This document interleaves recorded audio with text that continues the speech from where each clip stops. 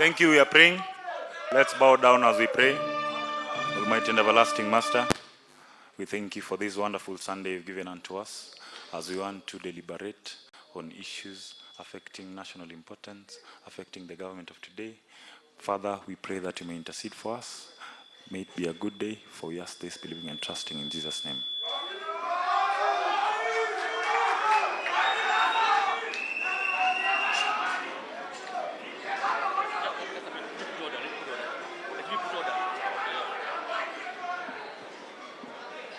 Hello? Hello? Hello? Hello? Kakas, vipi makaka? Mwazima? Haya, sasa wacha tusikizane.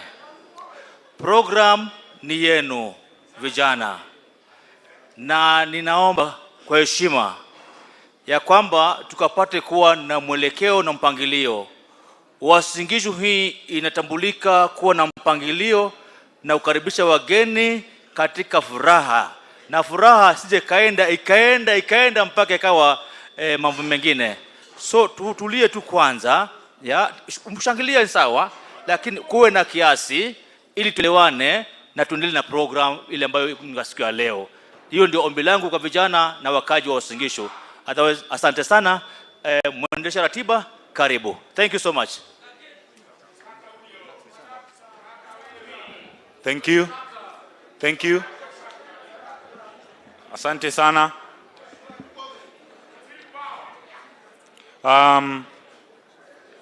Eldoret hoye.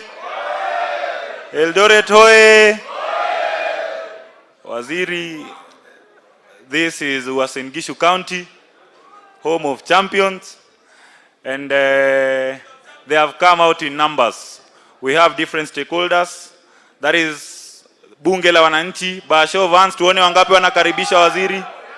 Bunge la wananchi, asante. We have the business community. By show of hands, how many welcome waziri, business community? Asante sana. Alafu sasa tuko na vijana. Aya. Asante sana. Asante sana.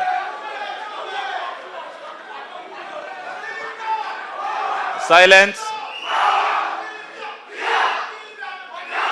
Sawa, thank you.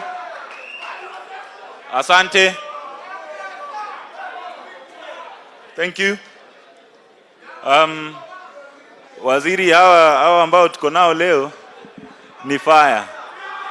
Anyway, I will take this opportunity to welcome area member of parliament, Nandi Hills, Honorable Kutur, to officially welcome us to Uasin Gishu County, and then we'll proceed from there. Karibu Mheshimiwa. Let's clap for him.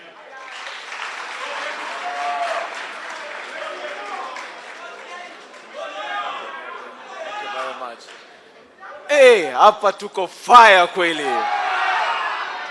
Very well. Our guest today,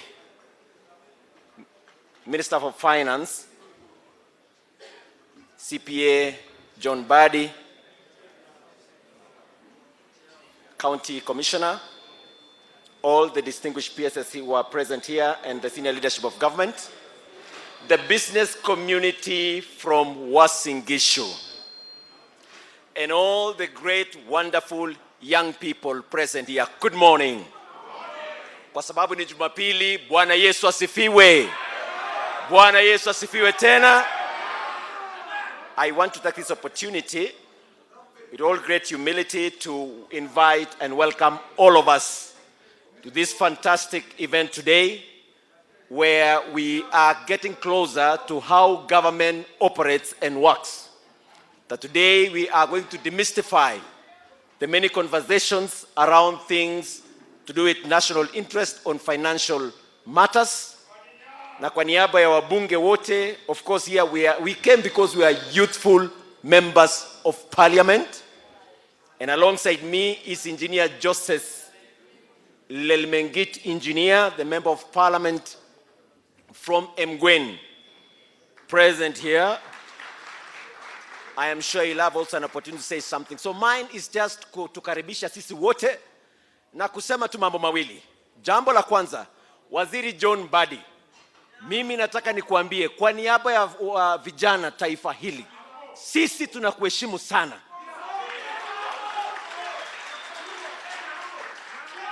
Wakati sisi tulikuwa kule bungeni, when I got there and we were very young, it is John Mbadi mwenye alitushikilia akitufunza pole pole to be the great debaters that we've become. Na wakati John Mbadi umeingia katika serikali kuwa waziri wa fedha taifa hili, for the first time we are getting closer to understand nini inafanyika katika treasury. Hata wewe kukuja hapa siku ya leo is to try and get closer to us, ili tuelewe hii vitu ya Safaricom inakaanga namna gani, hii vitu ya kusema we need to do divestiture inakaa namna gani.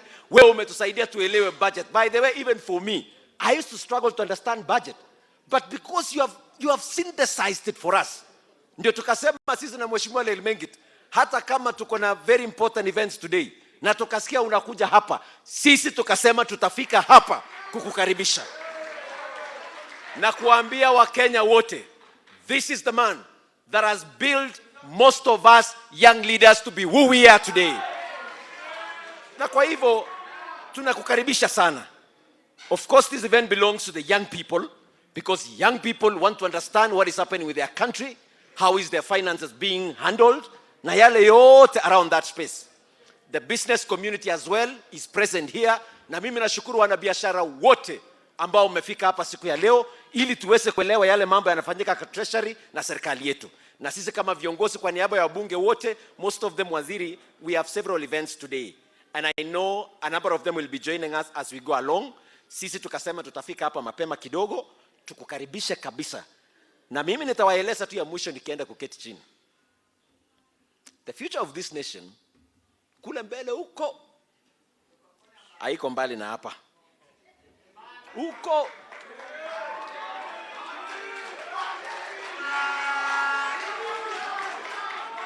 so as I go to sit down,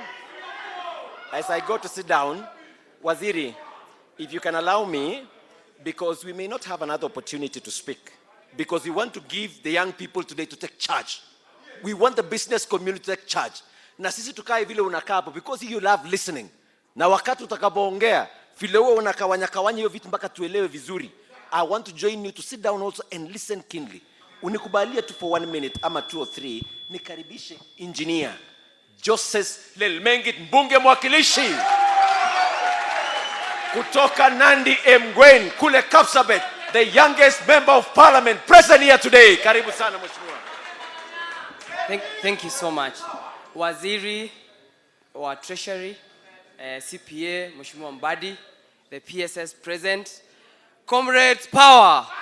Comrades power! As you've heard, my name is Honorable Joseph Lelmengit, the MP for Mgwen constituency, just a nearby county here. Today I'm so pleased to have joined you today, especially Mheshimiwa Mbadi for your coming. Thank you so much. So that you can expound, so that you can simplify the issues of finance and treasury for this country. Leo niko hapa kwa sababu I'm a friend to Uasin Gishu. Hapa, this is where I grew up in terms of economic empowerment. After high school, nikakuja hapa Uasin Gishu County kufanya biashara, kuhustle, kazi kidogo kidogo. Then we had in 2016, 2015, we had youth AGPO, access to government procurement opportunities. And that is where we began. As our guest speaker will speak to you today here, so that he simplifies issues of finance, issues of economic status of this country. I would also want you guys as youth to bond about where are you sitting in this economic space, so that you be part of the future of this country. When I grew up here nikaanza kufanya biashara hapa Uasin Gishu County, and now I am a member of parliament. So it is possible that you can also, as you hear Mheshimiwa Mbadi speaking here today, you can also think of ways where you can venture. Let it be an opportunity also for you to fit in that economic space. Mheshimiwa Mbadi, nataka kusema hivi, nataka kukupongeza kwa kazi ambao unafanya, kusaidia rais, kusukuma mbele uchumi ya hii country. I want to tell you guys, when I became a member of parliament, mimi nilikuwa na expectations kubwa sana. Nilikuwa nafikiria hivi, nikienda kule bungeni, mimi nitaenda kuomba barabara, niombe stima, niombe maji, niletee watu wangu hapa nyumbani. Guys, it was far from the truth. Uko kuna kitu inaitwa finance bill. Kuna kitu inaitwa budget. Kuna kitu ambayo inaitwa budget, weke proposals ya kuweka kwa budget. So lazima ipangwe. Running a government is like running your own family. We don't have enough resources in our own families. Hata dadi ambaye ako hapa, dadi nataka kuongelesha hapo. Wewe wakati ulikuwa unaoa mama, si ulimwambia utajengea nyumba na kununulia gari mzuri? Umaifanya hivyo? Si ulifanya ile kidogo yenye unaweza? Number 2, kaambia watoto ndawasomesha in very good schools, muende mkasome, lakini walienda ile ambayo unaweza. Kweli si kweli? Leo mama na baba, mama na watoto wakisema leo tunataka kuimpeach daddy, kuna daddy atabaki hapa? It is not easy, but because of the reasons that wanajua daddy is the head of the family. Kwa sababu daddy tunampenda, kwa sababu daddy ana struggle akingangana atusomeshe, kwa sababu daddy ni mtu ambaye lazima tupe patience. Wanakuheshimu kama daddy wa nyumba, siketi chini. Asante. Si ni ukweli? So it is the same thing in leadership, where Mheshimiwa Mbadi hapo, you have a lot of issues to balance for this country, depending on demands, needs and priorities of this country. We want to pray for you as you support His Excellency the President of this country. When the executive succeeds, even us in the political class, we succeed. So leo hapa comrades wako hapa kukusikiza waziri. Wewe si ule waziri tu. Wewe si ule waziri tu. Hata siku hizi waziri, watu wanasema mapenzi si kitu. Mapenzi bila do si kitu. Hata nchi ya Kenya nasema hivyo. Unasikiza? So it is the same thing. Running a government bila finance. Sio government. Kweli si kweli? Si ni ukweli? So you are a very important ministry. Now there is a reason why God put you there, and also the trust that the president of this country has for you. We pray for you and may God bless you. Asanteni sana, Mungu awabariki. Comrades power! Comrades power! Thank you so much. So,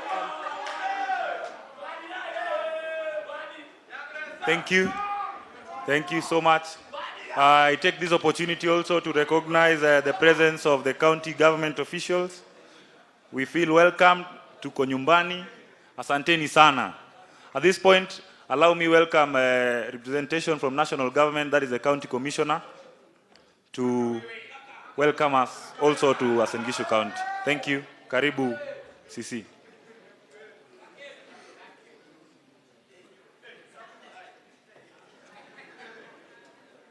Yangu ni machache na yangu ni maombi. Kikundi hapa, kati ya hawa wote ni wanadamu na wote wanapumzi na wote tutapumua pamoja.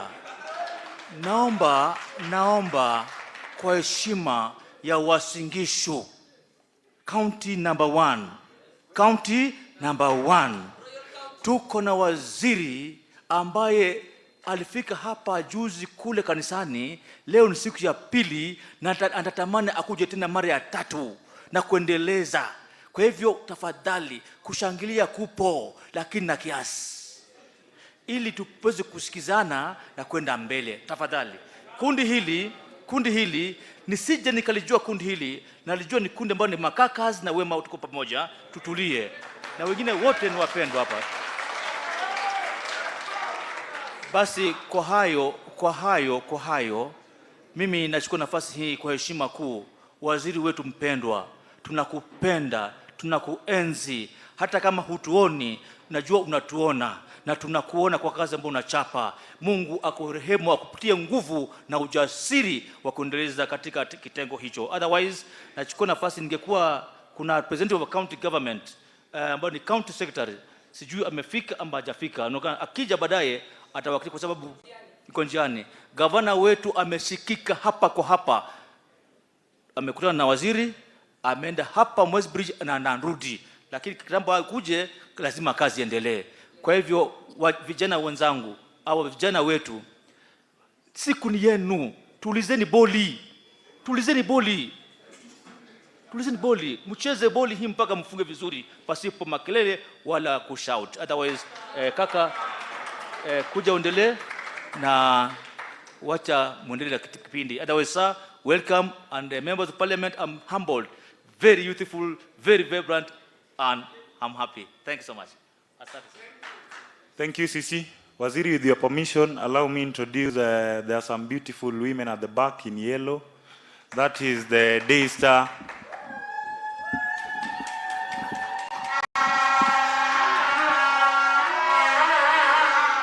Karibu sana. Waziri amewaona na amewafurahi kuwa nasi hapa leo. Thank you. Before I go to the stakeholders, also allow me recognize the presence of Kipra Board Chairperson, that is Kenya Institute for Public Policy Research and Analysis, Professor Paul Wachana. That is an institution that benefits the youth much. I think Prof, you can stand up again. If you see him around, please let's engage him fully. Asante sana. Now to go at the point where we introduce the most important people in the house, that is the stakeholders. We are here because of you. And we are so happy that it's a full house, and the Treasury team, led by Honorable John Mbadi here, has come to listen to that which we have to say. Article 10 of the Constitution of Kenya, Kisungu Kubwa. That says, in a nutshell, public participation. That's what we are doing here today. And the theme is Budget 2026, 2027, and Privatization. Vijana, kulikuwa na ile tulikuwa tumepractice. Ningependa waziri asikie. Vijana? Vijana? Asante sana. The next coming budget, the voices of the youth will be heard to the fullest. And the most important things that we will raise will find its way in the next budget. What do we say to Waziri? What do we say to Waziri?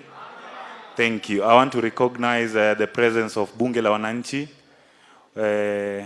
By show of hands, asante sana.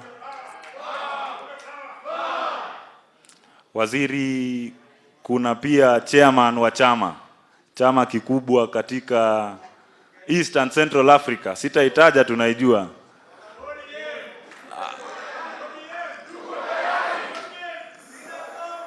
Asante sana. We have an important sector, that is the business community. I think this is an event that benefits us to the most, because in one way or the other, every Kenyan is involved in business. So we take this opportunity, maximize the chance, and let's use it to our benefit. I'll go straight to the stakeholders, and I want to start today with an important representative, that is persons with disability. I'll give him maximum 2 minutes to speak to us. Tumkaribishe tafadhali.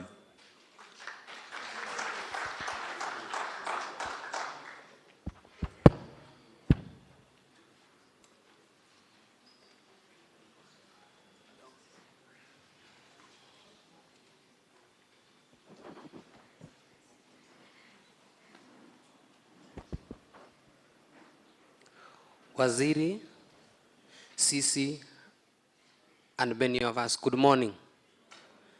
My name is Peter Menli from Kiplombe, Tarbo Sub-County, Uasin Gishu County. Waziri, I have one question for you concerning budget 2026-2027 and privatization. I represent person living with disability. But before my question, it's always good to give thanks to where it's due. Our CS, I think this is the first forum PWDs are being considered to give their views on what they have to say about what the government is to do to them. I congratulate you for that. Secondly, Bwana CS, I see you articulating government policies very well. I congratulate you for that. You really mean to us. And about this budget, before my question, when you say let's privatize, we privatize something. It is because you don't want to borrow. Our MB here just said Mbadi understands Kenya very well, and it is very true. He doesn't want to borrow money, but he wants to utilize resources within our country so that the country will progress, so that we reach Singapore. And I see if Mbadi remains in budget, we will reach Singapore very soon. So my question is straight to the point, Waziri.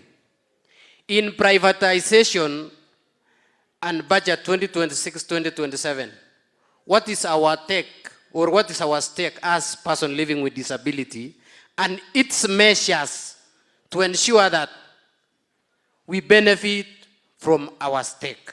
That's my only simple question. Thank you so much.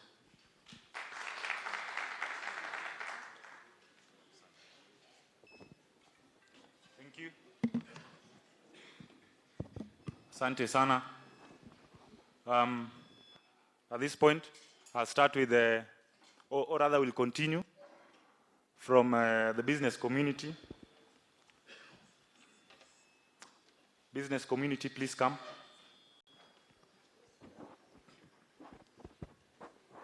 Tumpigie makofi akija.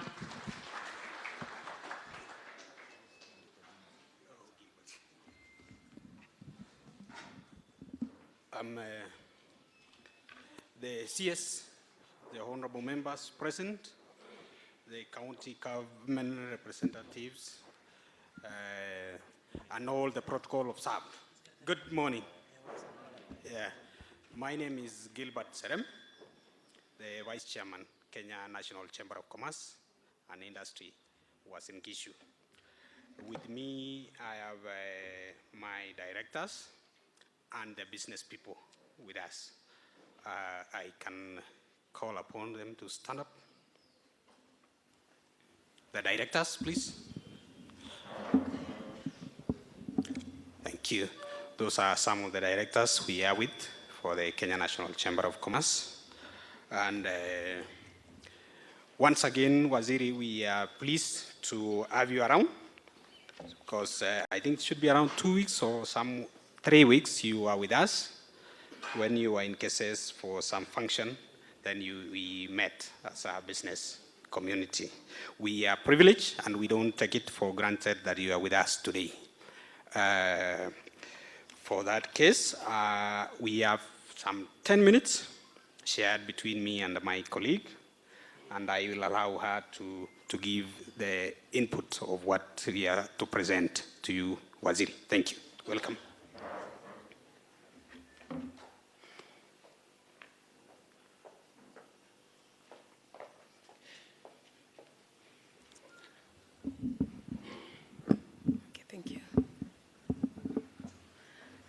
Our guest, CS Mbadi, the MPs,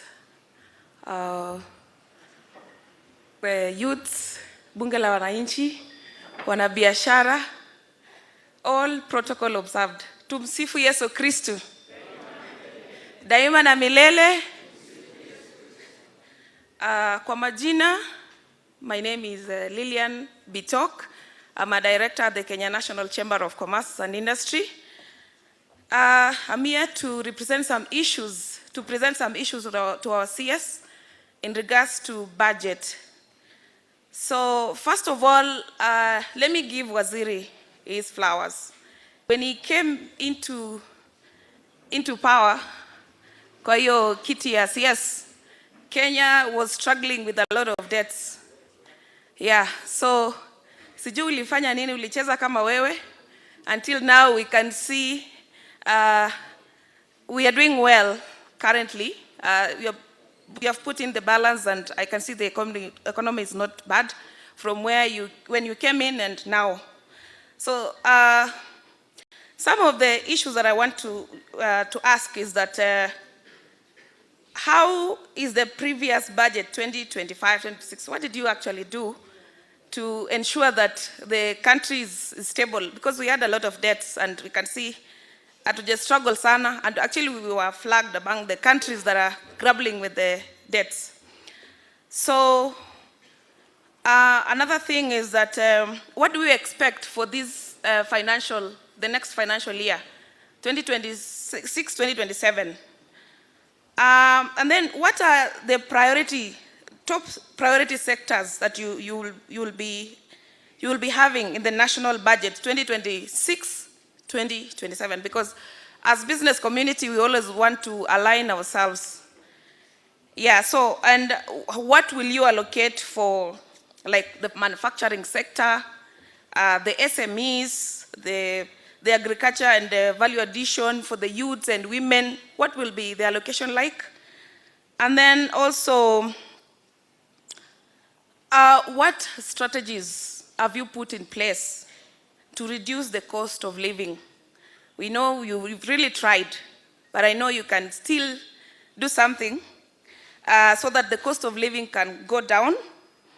And then what tax incentives do you propose for local businesses, especially for value addition, youth in business, comrades power?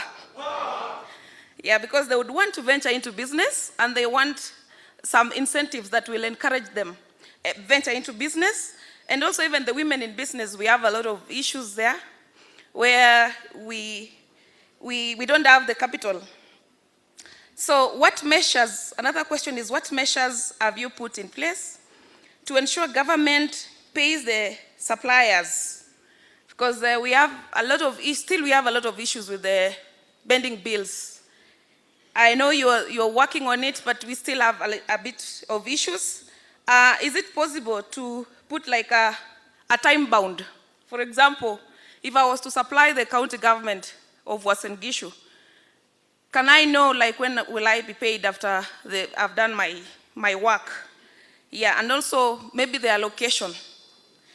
I understand that we have a government organization called KDC, which I know the government does, you do allocate some money there, which is supposed to lend to the business community.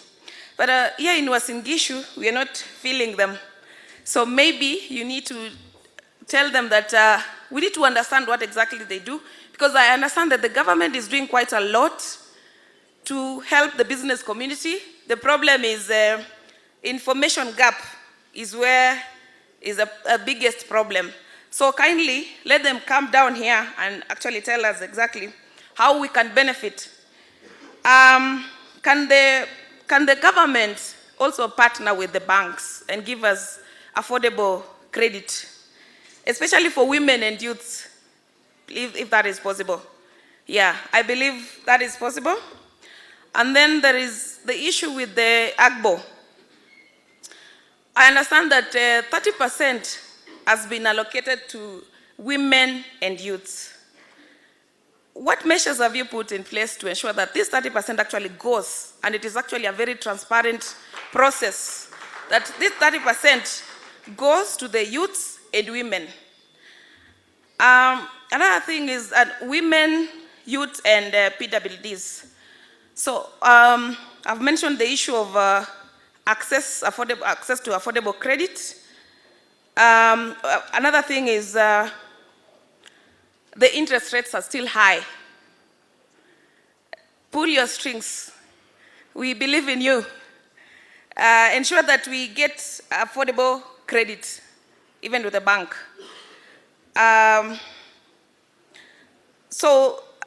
Another thing is that maybe you can reduce how can you reduce the fiscal deficit?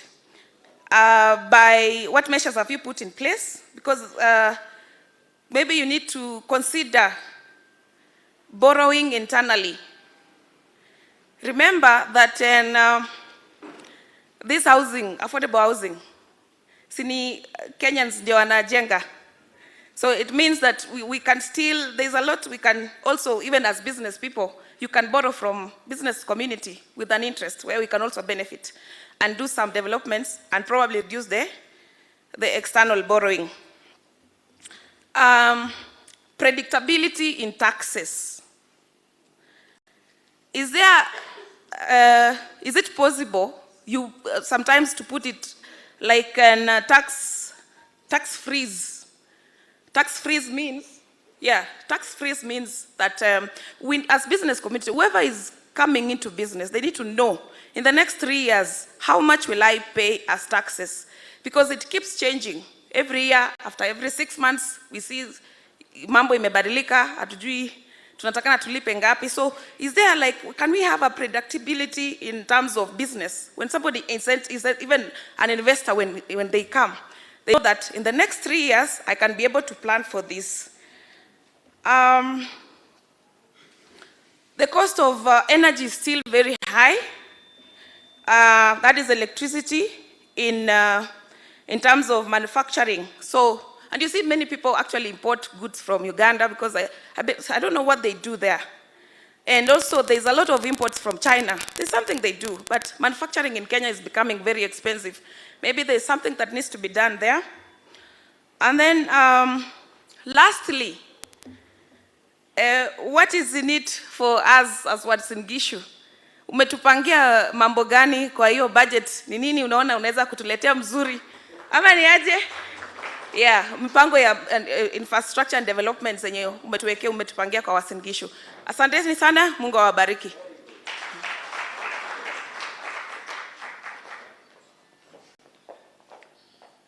Thank you, Director.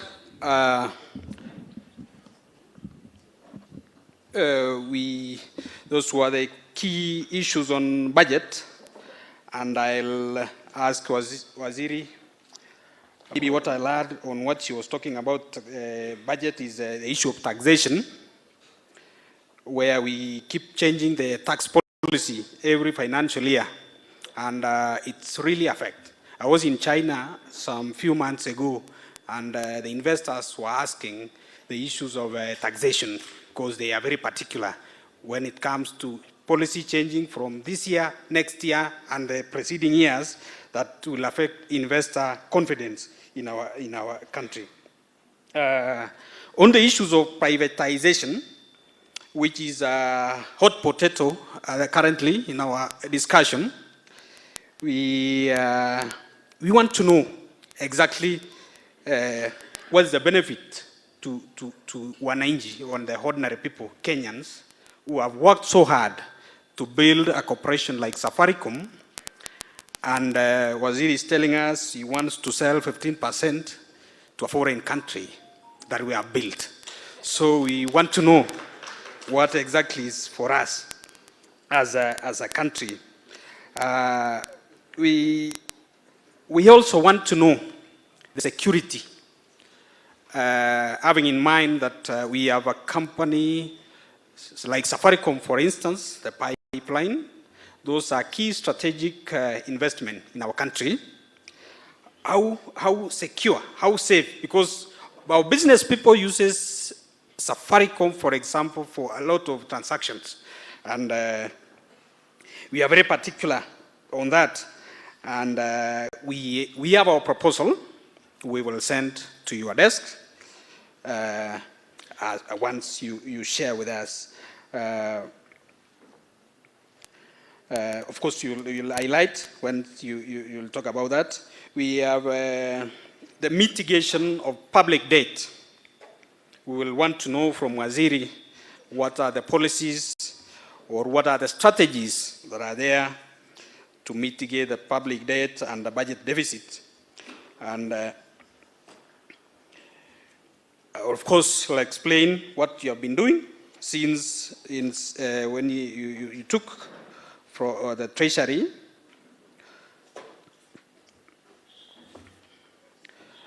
Since 2024, I think 2024, 2025 to date.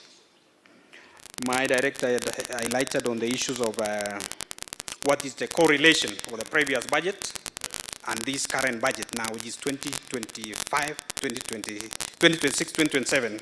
What is the correlation of the previous budget, so that we do budgeting for this year, and then next year we have a totally different thing. We don't get value for investment of our taxes. That is foreign. We have talked of foreign debt. We have investment in our AFC. This region, Waziri, is predominantly farmers, and we would want to see the increment or what is there for the increment of farmers access to credit, and in this coming budget, so that we continue increasing food production and becoming food secure to manage our imports and export deficit. Finally, Waziri, we want to see.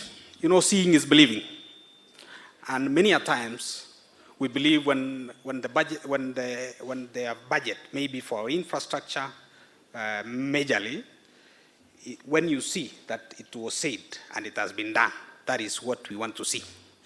Within this town, we have maybe a flyover, we extend our airport. So seeing is believing. I was in Mombasa, and you could find the Dongo Kundu pipers very nicely. You move swiftly to the airport, which was which you can feel.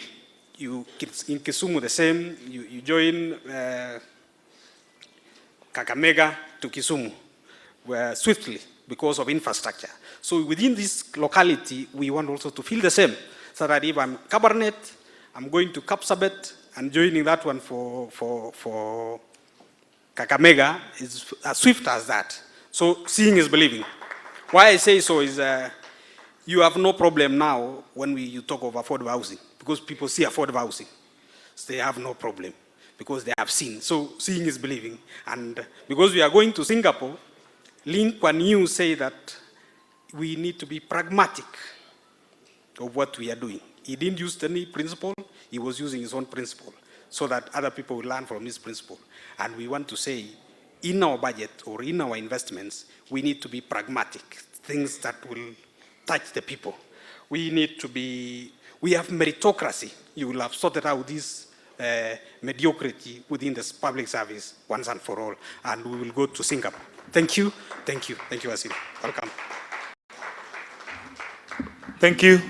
I think the business community has done so well in representation of their issues. Let's clap for them. Thank you so much.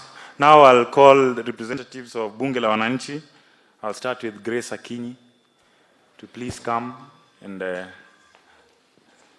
represent the stakeholders. Mjamboni wote. Wamama oye. Wamama oye. Wamama na Mbadi oye. Nyangreswa oye. Mimi sina mengi. Waziri na wakubwa wote ambaye mmetembea na waziri, tunashukuru waziri kwa kututembelea, na Mungu azidi kupa hiyo roho. Zaidi ya yote, mimi nasimamia wamama, nimesimama kwa niaba ya wamama. Mheshimiwa, tunakuomba ukaweze kuinua wamama, aswa wamama wajane. Kuna wamama wajane katika kaunti hii ambaye wanafanya biashara ndogo ndogo. Ukaweze kutupa pesa kuinua wamama wajane. Na wamama hata wengine si wajane, lakini wamama wa biashara ya chini. Mheshimiwa, ukaweze kutuinua, tukaweze kuendelea kiuchumi. Sababu hii Kenya ni ya kujisimamia, si ya kutegemea mtu. Na ni ufanye kazi yako ikuinue. Na nyinyi pia kama wakubwa mkiwa pale mbele muweze kutuinua. Juzi tuliona Mheshimiwa President wetu akiinua vijana pale Sports Club na Nyota Fund. Hata sisi wamama tunahitaji pesa tukaweze kufanya biashara. Mheshimiwa, tunahitaji pesa tukaweze kuinua biashara. Na zaidi ya yote Mheshimiwa, umejua ukiinua mama umejenga jamii nzima.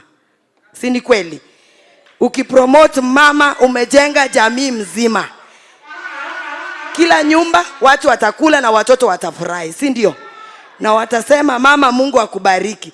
Na sasa hiyo itakuwa ni Mheshimiwa ametuinua, si ndio?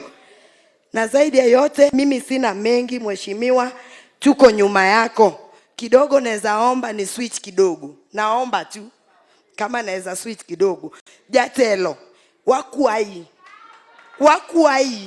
wane toki jatelo wane toki wakuai jatelo onge ngat machielo werigi mabagni ka mabagni madhi katwara ka werigo ine jatendo wa mwasani wadong godo wakuai ni mondi konywa mak lwetwa jatendwa mak lwetwa wakwayi ni Nyasaye ni kodi to wan e toki. Nyasaye ni kodi, Nyasaye otelo ni to wan e toki. Wuoth kodwa, parwa Uasin Gishu ka, to wuothe counties te kimanyo jou. Strategy michako ni ondisore jatelo. Tibro dhi mabor. Kamane kaka ng'ato chako to ng'ato dhi mabor. To Nyasaye bro telo ni. Konywa.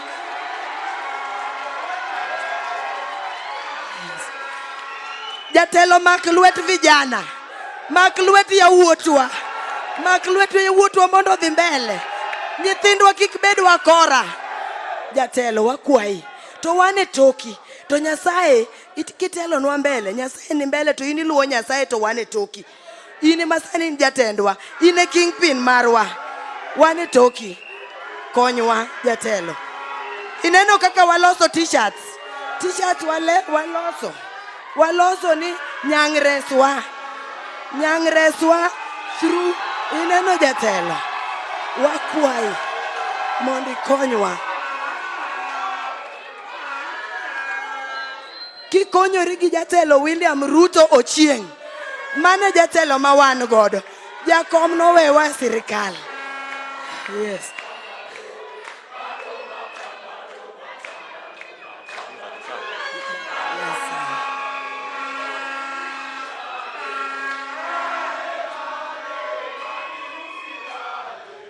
Bado mapambano.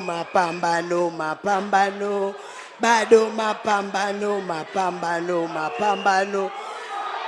Joey.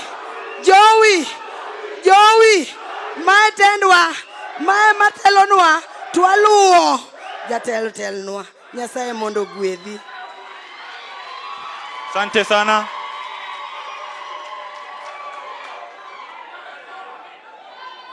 Tuko nyumbani, si ndio? Tuko nyumbani, si ndio? Okay, silence.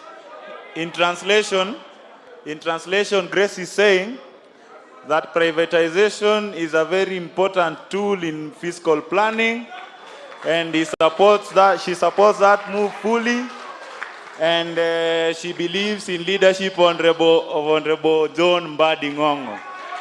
Are we supporting Grace? Thank you so much. We will finish with Fabish.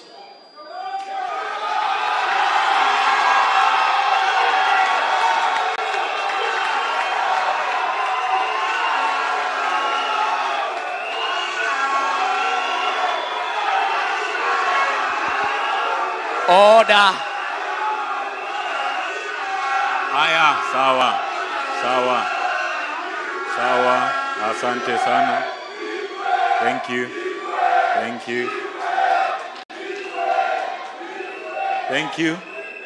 Huyu Fabish, huyu ni kijana wa waziri. Sawa? Haya, wacha ongee, tumpe nafasi.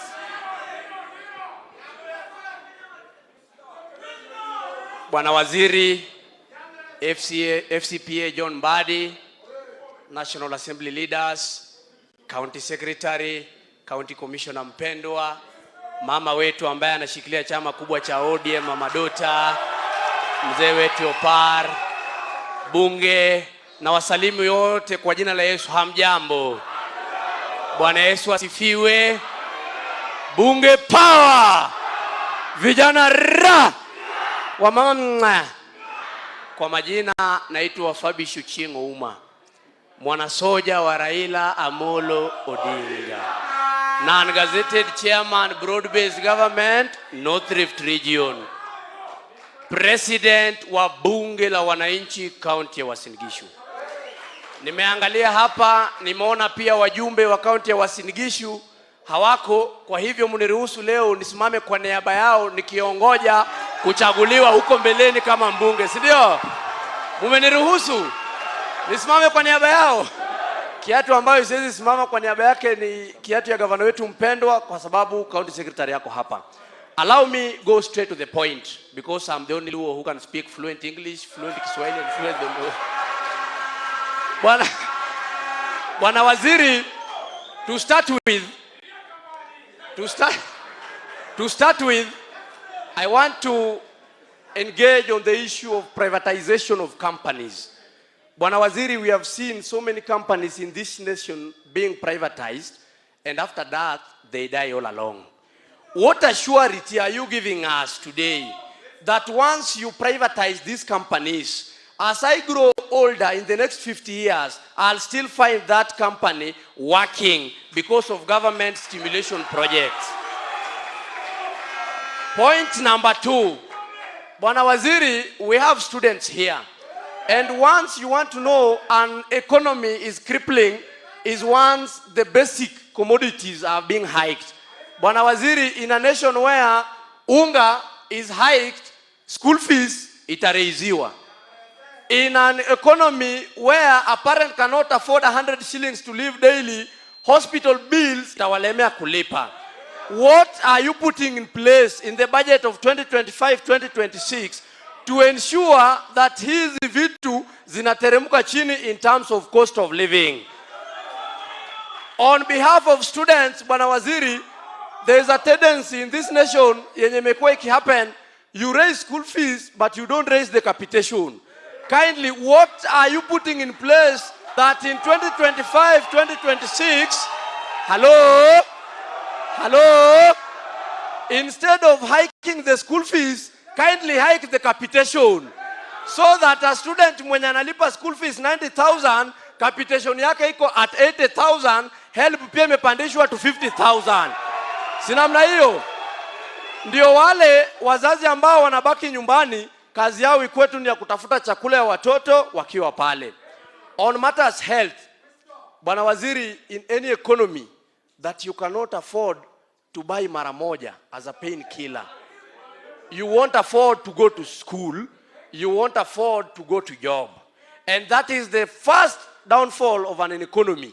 Once mzazi haendi, mjumbe kama Lenmengita haendi bunge kwa sababu kichwa inauma na shaa pia kidogo kidogo inamsumbua. Bwana Waziri, my suggestion is this.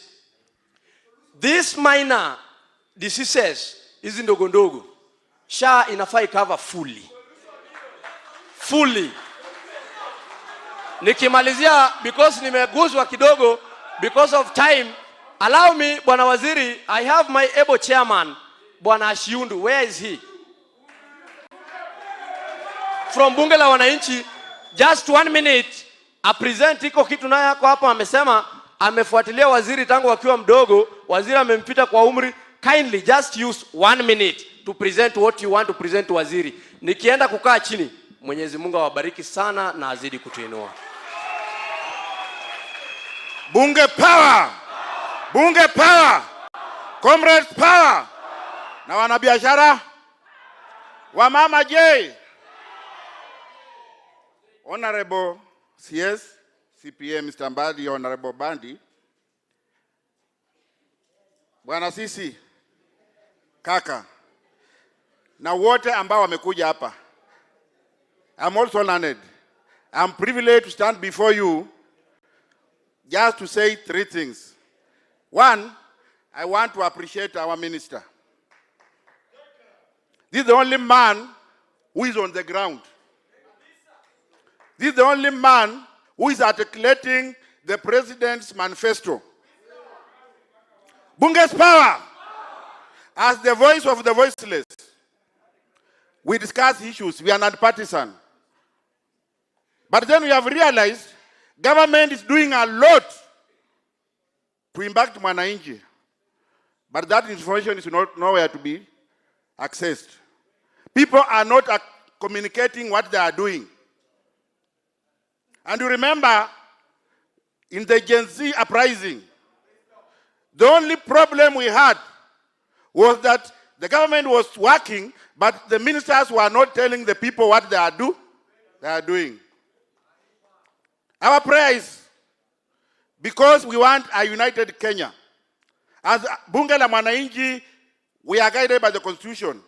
The Constitution tells us, Article 1, then we can only have one president at one time.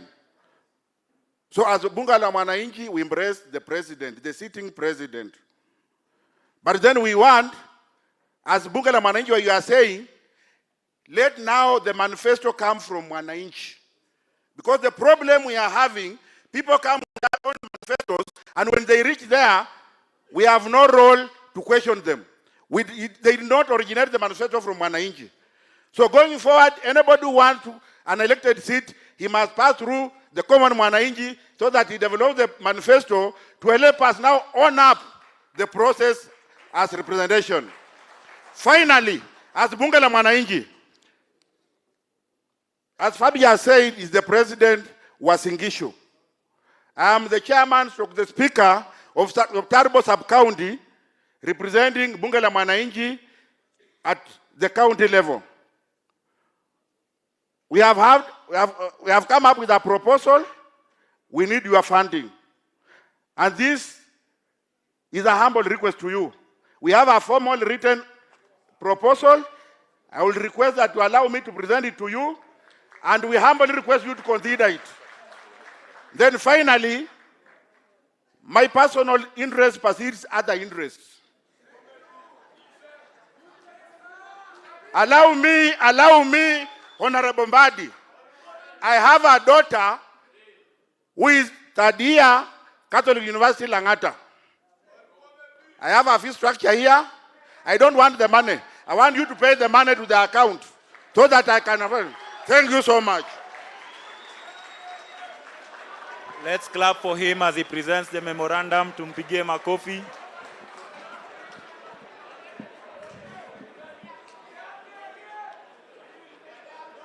Thank you.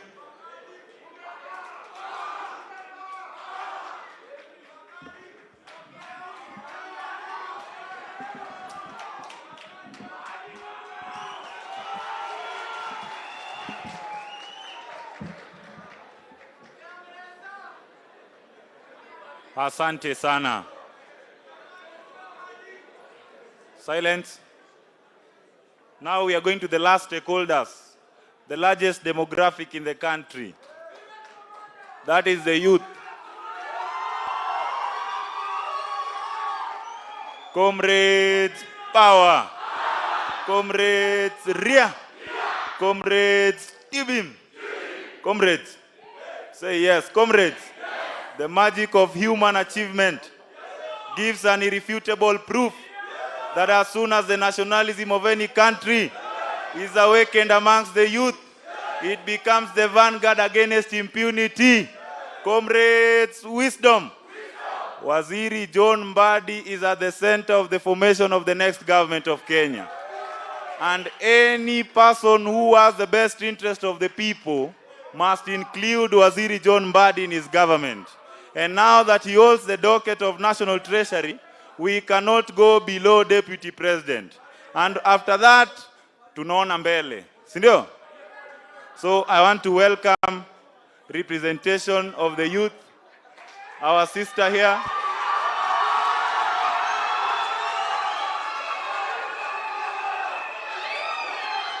Asante sana.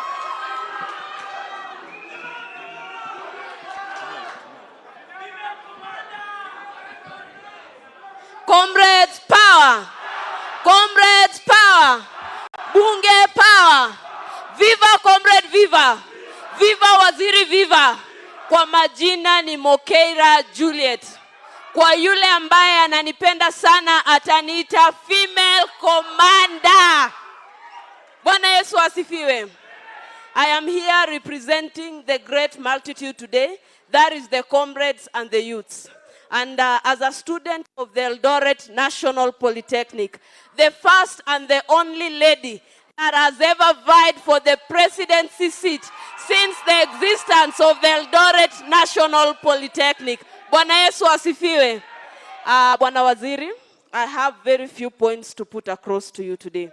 My first point goes through the capitation of the students at TVETA programs. Bwana Waziri, as the President Bunge has said, our school fees have hiked. As a student partaking a program under the modularized CDAC program, we pay a sum of 105,000 per year to finish a diploma degree, to finish a diploma certificate. And one thing that is affecting us is that our capitation is 30,000, but what is received at our institutions is 17,000 Kenyan shillings. and our help. Bwana Yesu asifiwe. Comrades power. Niongele help nisiongele. Help at our institutions are delayed. And if they are dispersed, we are given 26,000. Bwana Waziri, is it fair to us as comrades? Some of us come from vulnerable groups, vulnerable families, and 26,000 summed up with 17,000 with the school fees that I'm paying to finish my diploma. That is around 210,000. For a modularized program, it takes 5 semesters. And for each semester, I paid 35,000 for 3 months, Bwana Waziri. Bwana Waziri, my prayer today is that ukienda kukaa kubalance hizo vitabu zako huko kwa treasury. Ukibalance fees, balance pia hiyo capitation na help. Isonge juu, fee pungue. Ndo nikipea mzazi stress nyumbani ya kuishi na kukula, pia fees haimpei stress sana. And Bwana Waziri, we understand that through privatization of companies and everything, we are also able to get more funds. And through kulipa easy debts zinatu huko nje. Our request is that can that money also be channeled to important institutions like health, education, and other institutions, Bwana Waziri. And lastly, also through privatization, we know that you can link the youths, the comrades out there with job markets through their training skills. That is our prayer today, Bwana Waziri. Mukienda huko mutukumbuke sisi kama youths. Asanteni. Comrades power. Thank you.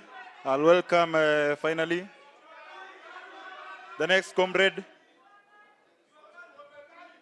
Okumu Osea, to finish on behalf of the youth.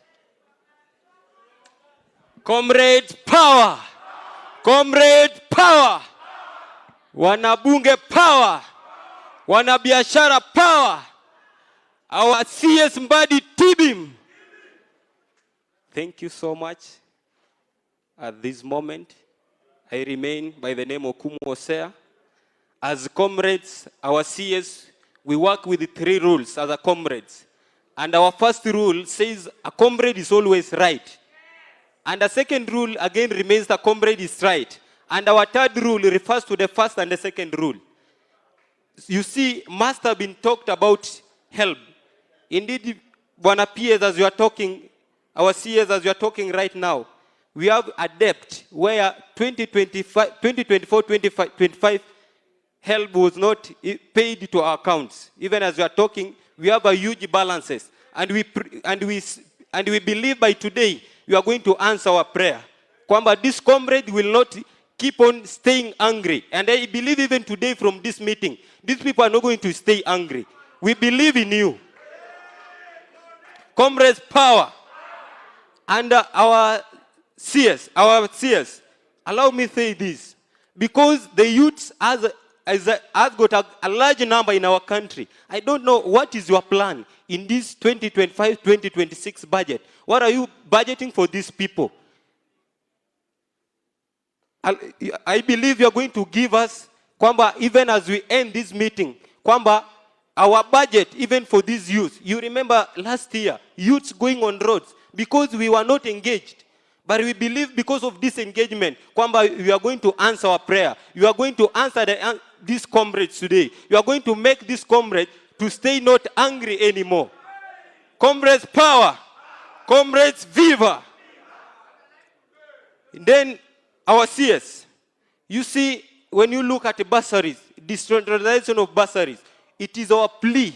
Kwamba, why can't we combine all these bursaries to be channeled in one direction? Ndio tusikue atsuji ya county, tusi ya whatever. Let's be channel kama ni kuboost help. Isaidie mahali pale. Comrades power.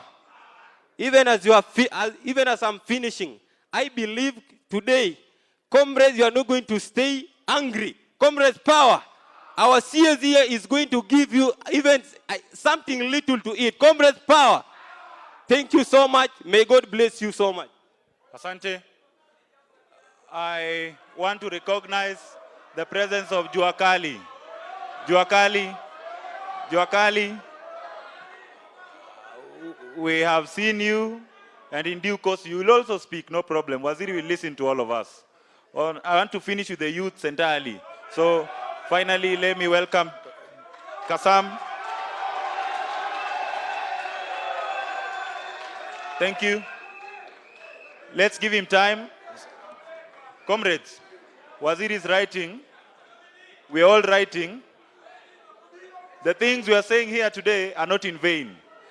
They are supposed to be discussed, deliberated, and they find their way into the next budget. So please, let's be calm and hear our brother speak. Tafadhali, yeah?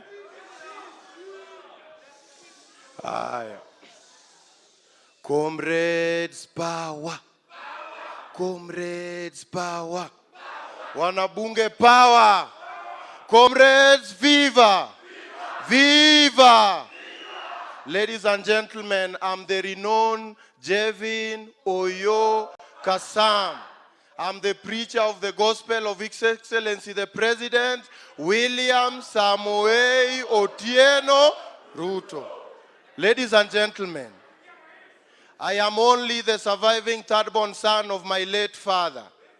Today I'm not here to bore you much with words. I'm also the chairperson for College and University Association of Kenya. As TVETs, on behalf of 100,000 plus comrades who are not here, with due respect to Waziri, before I divert from the agenda, let me stick to it. Number one, just to enlighten you, His Excellency, the former President of Kenya, Uhuru Muigai Kenyatta, did not privatize any sector or did any sales of shares. That's why Kenya borrowed almost 3-point-something trillion. And we are paying that debt to date. A wise man will tell you that the sources for the government to get its funds is by one, selling what it has so that it can get something little. This is not the first time Kenyan government is selling something or leasing something.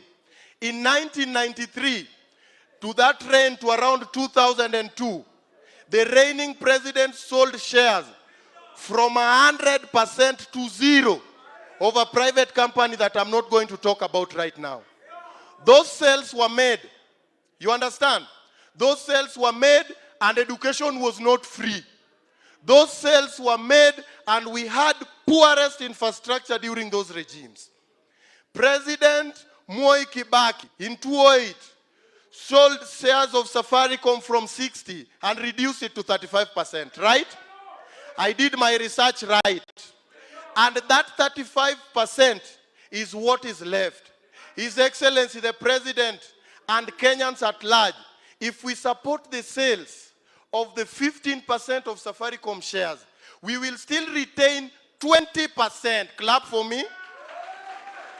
You must clap for me because I did my research right.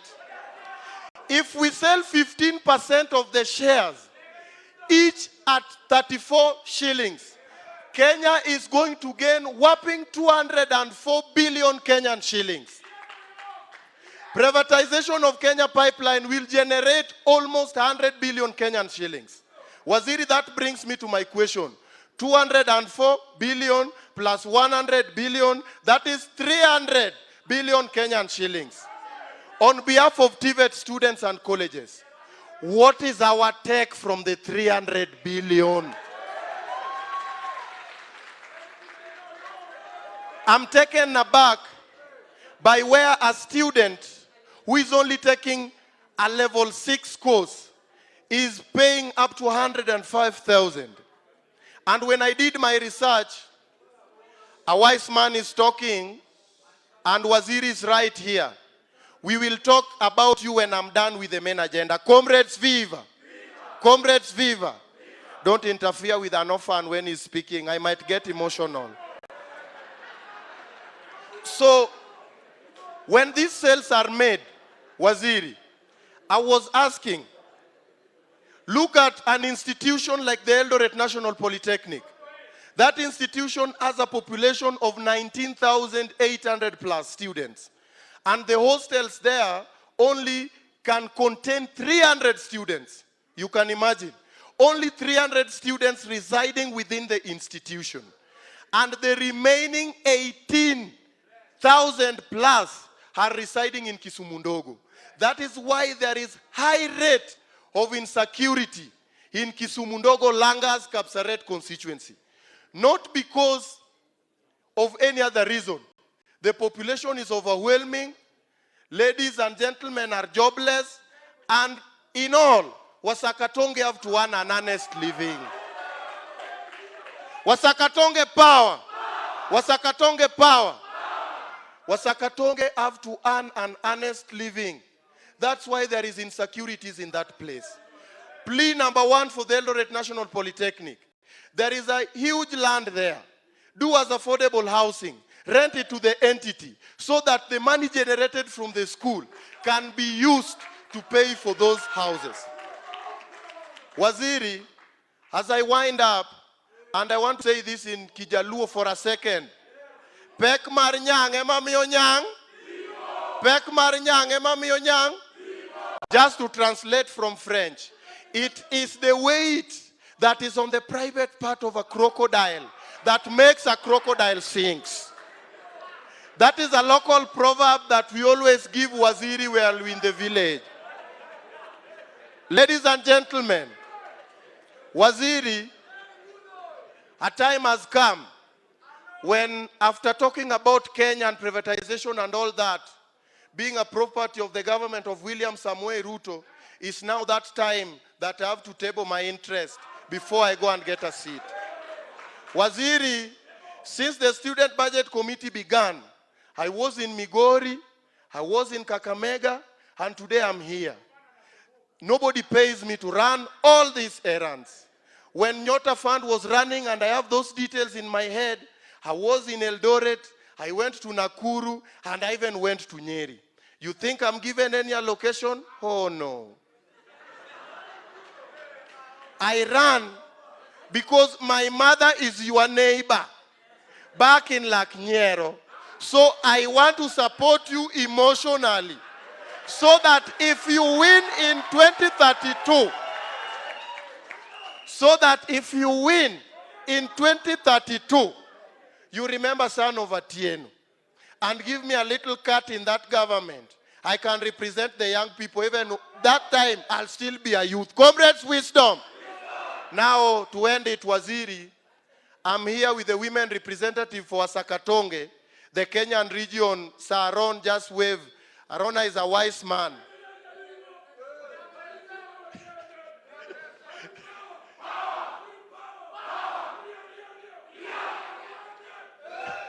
Thank you, sir. Arona is a wise man. Sir, Arona and I, we have taken the mantle of coordinating students across these entities. We were with Arona in Migori, we went to Kakamega, and finally we are here. I want to tell people that anybody who supports the government, you do not have to be paid so that you support the government. And also instant results does not come. I also want to urge you, Waziri, on behalf of other devoted young people wenye wana support serikali, msifanye tuteseke hadi watu watutusi. We uko na waziri leo, kesho uko na una kitu. Yet people insulting the government are being called to the bargaining table. I don't want to insult the government, whether they employ me or they don't employ me. I know in 2032, when you become the president of the Republic of Kenya, the son of Atieno will have something. Comrades, viva! Comrades, viva! Chairman, these are Wasakatonge who brought themselves. Waziri, just your attention in a minute. I'm the person who coordinated the students to get to this place. But I only had slots of 60 students who are being brought to this place, which we did very genuinely. But as the chairman, I have to walk around with a team of people who are also have interest in building the nation. Ladies and gentlemen, Wasakatonge are here. Wamama wa yellow, tumsifu Yesu Kristo. Ao ni watu pia wenye wako kwa list. Na Wasakatonge wengi wao pia wako kwa list. I know you as a wise man who has been MP for the longest time until you got tired. this small number will not refuse you to control so that they will not abuse me on the social media. So, Waziri, that is not asking for support. That is just being realistic on the actual facts that are on the ground. Sindio? When Waziri for Finance is around, we are talking matters of building the nation. Sindio? My take, Waziri, if you want to sell 20% and retain 15%, as long as Kenya is not going to borrow and education prices is going to reduce, kindly sell.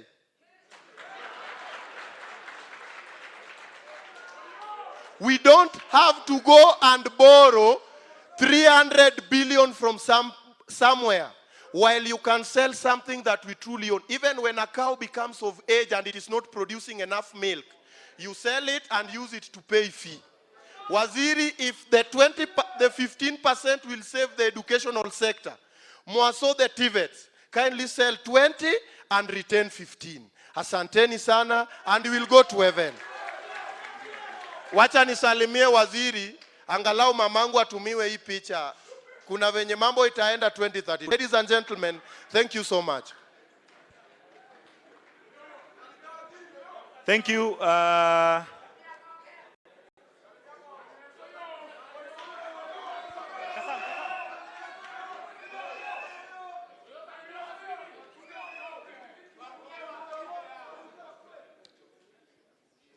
Thank you. Hao ni vijana ya waziri. I'll call the national coordinator under vijana waziri to Capitol, okay, Solomon, so that you understand that waziri has the interest of the youth at heart. Explain the position of waziri matters the youth, and affirm the youth in this hall that waziri is always thinking about them. Solomon, quickly. For about 2 minutes, please.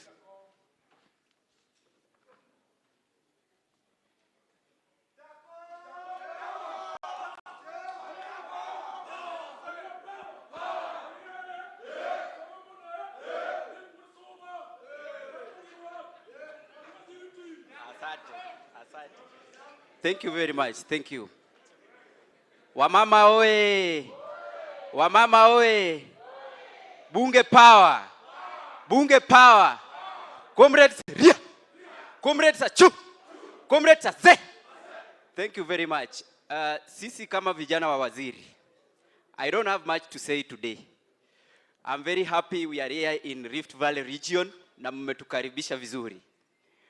We are very happy, and what we are doing as NSBF committee, as youths now, juu sasa sahi sisi ndio tuko na waziri pale juu, siwezi ongea mingi. Mimi kazi yangu sahi ni kuandika, ndio maana niko na kitabu na kalamu. Ndio nikikaa na yeye pale kwa ofisi, namwambia hii ndio ilisemwa Rift Valley, hii ndio ilisemwa pale Nyanza, hii ndio ilisemwa Western, na hii ndio ilisemwa Garissa, ndio tuzicompile pamoja, and then youths wakuwe kwa the budget of 2026-2027 wapate shares yao hapo ndani. Si ndio? Ama mtaki tuandike? So I'm very happy. Waziri, what you can do, me I don't have much to say. I'm doing much of the writing. I will come to the office with the booklet and my team. So I don't have politics to say. Wakati wa siasa tutakuja, 2032 is heavy, lakini before 2032 lazima Ruto aende 2 term na watu wengine waende 2 term, waziri naye ni all terms. Comrades power. So I have a team with me as the chairman. Haitakuwa vizuri kama mwenye nyumba kuto introduce kila mtu. Wacha tu wasimame. I have my team. NSBF committee. Asante. So with me, I have a very hard-working lady who is my vice. She's called Quinta. Quinta wevia watu. Akimpigie huo mrembo makofi. That is Quinta. She's my vice. And then we have George Solomon here. He is my lead secretariat. Yeye ndio atacompile all these things that we are writing. And then we have the national coordinator ako pale. National coordinator anaitwa Joel Alo. Yes, sasa unaona na control ground. And then I have my secretary general with me here, the spokesman of the NSBF committee, Sam Ougo. Simpigie makofi committee. Ya mwisho, simpigie makofi treasury team yote. Sitaki wasimame. Asanteni sana, Mungu awabariki. Tutarudi hapa na waziri na tuongee na youth tena na tena hadi tukue kwa budget 2026-2027. Thank you very much. Thank you, Chair. Rais William Ruto alipokuwa akitengeneza serikali ilitengenezwa akina mama mboga. Mama mboga hoye. Jua kali hoye. Sasa itakuwa jambo la kusikitisha kama kila mtu ataongea na wale ambao walitengeneza serikali wasiongee. Kwa niaba ya wanajua kali, waziri ametukubali tusemezane. So nitawaita nyi wawili mkuje so that you can represent these beautiful people here. Thank you. You're welcome. Hello. Bunge power. Bunge power. Comrades power. Comrades power. Wamama power. Wamama power. Jua kali hai. Jua kali hai. Toeni sauti kama unyalukunywa uji asubuhi. Jua kali hai. Hapo sasa, kwa majina naitwa Smith Hemston. Wengine wananiita Namjoi. I'm happy to see you, Mheshimiwa Nyang. I love your style of leadership. Allow me to appreciate it and say that majority of the leaders that we have in place today, they do not take this initiative to sit down with wananchi, listen to them, and get their opinions so that they can also help run the government. The government is for the people, and it is the people who help in running this government for its success. For everything that the government does, it must always benefit the people. So the policies that we put in place must reflect the opinions of the people. Nyang, the late Madiba once said that reconciliation is forgiving one another and accepting to work together as one. We have reconciled and we have decided and accepted to work together as one. We may have had previously divergent opinions on what could have been done, but here today we are. Allow me to remind you, Ngongo, that even as now we, through you, is serving in the government, people on the ground here still have certain things that they feel that have not yet been done by the government, and their opinions are being ignored. Allow me to start with the issue of education that touches each one of us.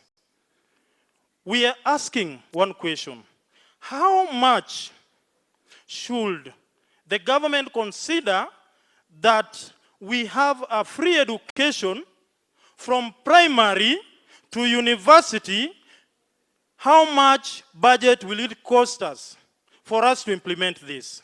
Because previously when Raila Odinga was campaigning, he promised us that we will have free university education.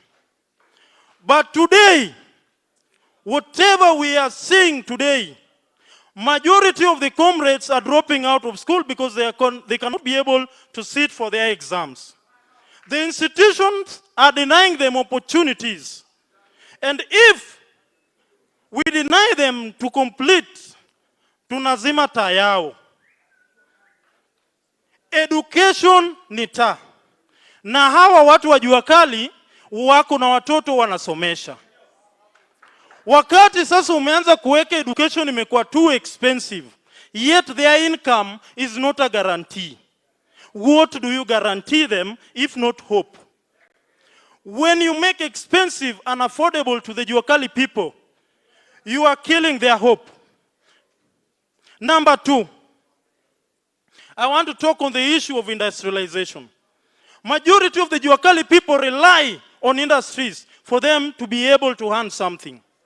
The government cannot employ us, but we rely on the private sectors that if environment is made better for all of us, then the Juakali people can get something to constantly earn a living.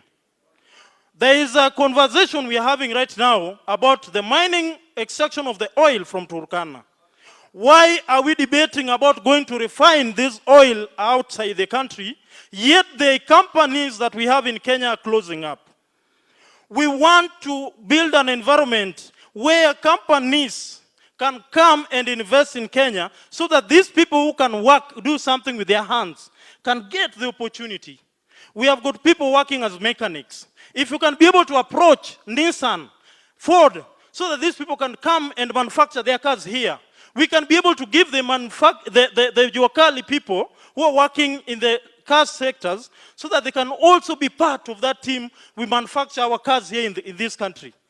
So allow me to finalize by saying, Nyang,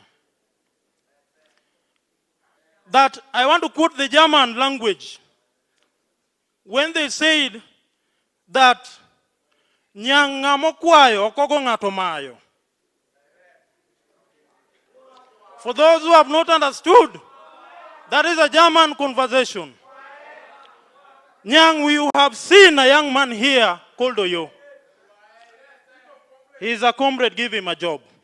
We do not want a handout for him. You have seen this gentleman here. Akona certificate. Mpe kazi. We do not want a handout for him. So that when he comes back and tells us that indeed ile broad-based salary tukisupport 1 term ama 2 term, kuna kitu. Pia mimi nataka nimalize nikisema, majority of our members in the Juakali sector were not captured in the list. Nyang, we have written the list here, and we want to plead with you that if there is anything that heaven is remembering the rest of these people, let them also be remembered. Finally, Nyang, I will have done a mistake by saying, by ignoring that if you give somebody, if you teach somebody how to fish, majority of us, the benefit of education is to get a job so that you can also sustain yourself and the family. I'm presenting this CV, yenye maonyesha practicing, iko na experience, so that hata mimi huku nikikuja kuongea kesho mbele ya Juakali wenzangu, naambia Nyangali ni reso. Nyangoresa kuzokoresa. Oresa kuzokigoresa. Oresa kuzokigoresa. Agoro kamano Nyangage munigini. Inegeno na. Thank you.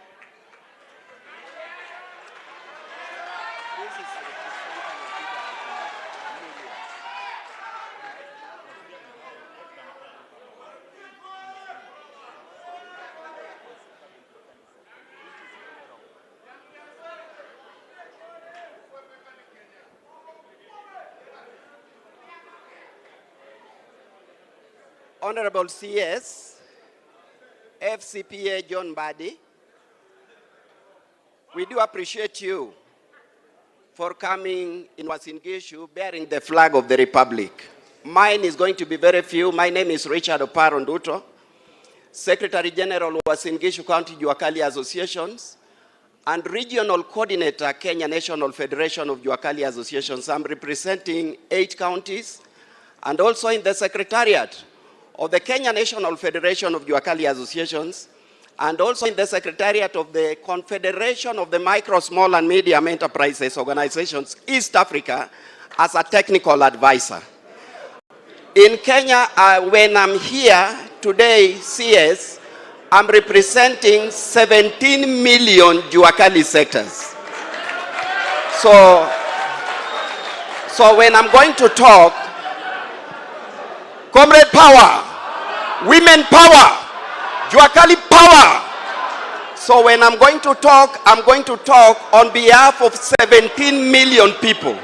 And I would request you to give me a voice because we are having several challenges in the Juakali sector.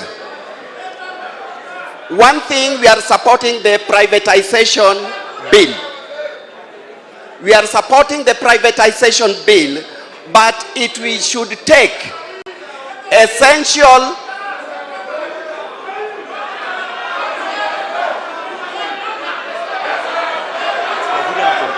Okay. One thing that we are having as the Juakali people, we lack designated industrial park for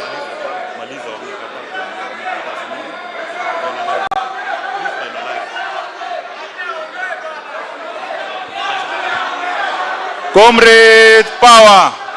Eldoret hoye. Eldoret hoye. With all due respect, silence, silence, silence, silence, please.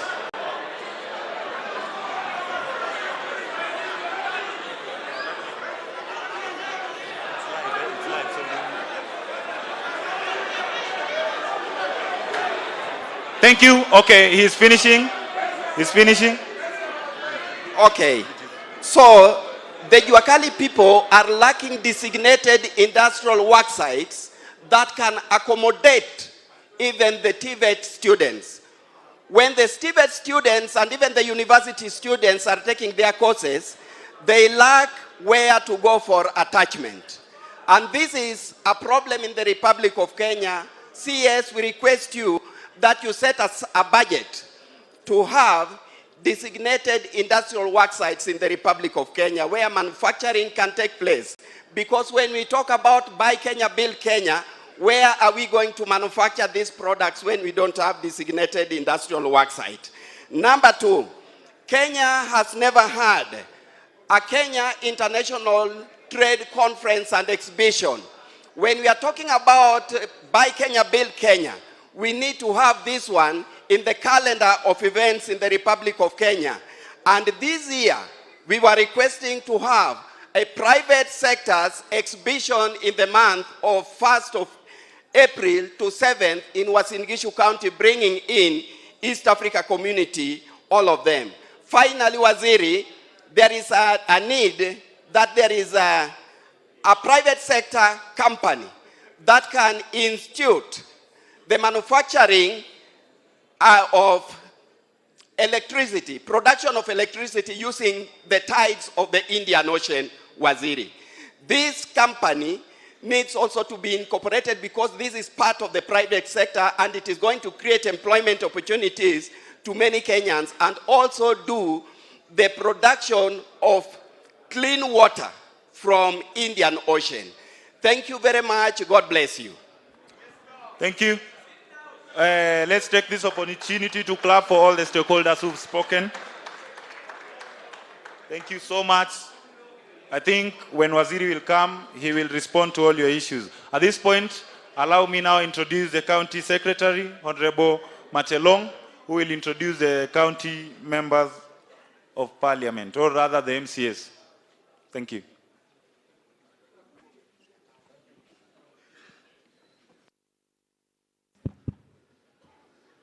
Thank you very much, Honorable CS Mbadi, our Member of Parliament, our County Commissioner, our members of County Assembly, the entire delegation who are with our CS, the honorable citizens of Uasin Gishu, young people, Juakali, members of the business community. I want to greet each one of you in a very special way. Good morning. Hamjambo. Unajua sasa mimi nikisema power sijielewi sana lakini nitawasalimu tena. Hamjambo. Asanteni sana. First of all, we want to appreciate your presence, Bwana CS, for coming today in this public consultation meeting with the citizens and residents of Uasin Gishu, especially the young people who are dominant in this meeting. We want to really appreciate you for finding time for that. We want also to appreciate you for giving the opportunity to the honorable members who have just spoken here. And they have really aired out very important issues that we shall continue to consider and budget. I'm sure this morning when you arrived, our governor welcomed you, and we are still welcoming you to take this place and find it a home most of the time, because you've seen the kind of eloquence and excitement you create when you are here. There's a lot of excitement. So it looks like this should be your second home if you do not have a second home. So karibu sana Bwana CS, hapa kuna furaha nyingi, and looks like everybody seems to admire you. For information, the team that are excited with you here most, I believe they must have come from somewhere in Siaya, Nyanza, Suba. So wamepata ndugu yao hapa. Wamepata ndugu yao hapa. So naona makofi mpaka lugha inaongelewa ja German, mara inaongewa English sababu kuna brothers wao hapa. But we must appreciate Uasin Gishu is for everybody. And Uasin Gishu is such a peaceful place, such a place that all these Juakali fellows, small traders, small businesses, the bunge la wananchi, thrive in sharing wonderful ideas and wonderful information, which I'm sure today has been forwarded to you. And we want to really appreciate them for their contribution and the much they've spoken. I just want to say the Juakali guys are well supported. We know we're having challenges in terms of space and where they can work from. But we've worked with them. Among some of these Juakali guys, we've traveled with them since devolution, and some of them have gone to Rwanda, Burundi, to do business in East African community. So we've really worked as a county government to support our SMEs, and we continue to put up the same strategy. We want to appreciate the national government. We're almost done with our big markets. One of the biggest CBD markets for small traders is near completion now. And this is through the support of the national government, which we must really appreciate. We envisage that by May this year, we shall be hosting a majority of about 6,000 traders just here. We want also to appreciate the land we passed over the national government. The export processing zone is near completion. The spaces there have been planned, and we've had several engagement on how to utilize those spaces for the business community and the manufacturing community. And the process is ongoing, so that as soon as it is handed over, we can have people taking over those spaces and do business. The the industrial aggregation centers, which was an initiative of this government, we are having it in Moiben, and it's ongoing. We envisage by August we shall have more agricultural aggregated products happening there, in addition to what the county is doing in terms of processing activities for potatoes, for animal feeds, for the coffee, which is in Tarubo. They are all ongoing. We envisage that in the middle of this year, most of these processing activities or spaces will be available ready. The markets in Kapseret is almost ready. The market in Madaru, Keses, all supported by national government. So we are envisaging a scenario that we shall have to accommodate a majority of our business people and strengthen the business activities, especially with the current financial inclusion for the youth through the Nyota and the other programs that are ongoing, including the Fanikisha by the county government. We want to appreciate Treasury because we've seen the internal governance mechanisms being fixed in this country that have always gone haywire. That is why the cost of living has always gone so high. But this governance that you came and injected has really transformed our country. We may not tangibly see them, but practically changes are happening in this country. I know the naysayers will continue to shout, but this country is in the right trajectory, and we want to appreciate the energy you have put in Treasury to make the changes.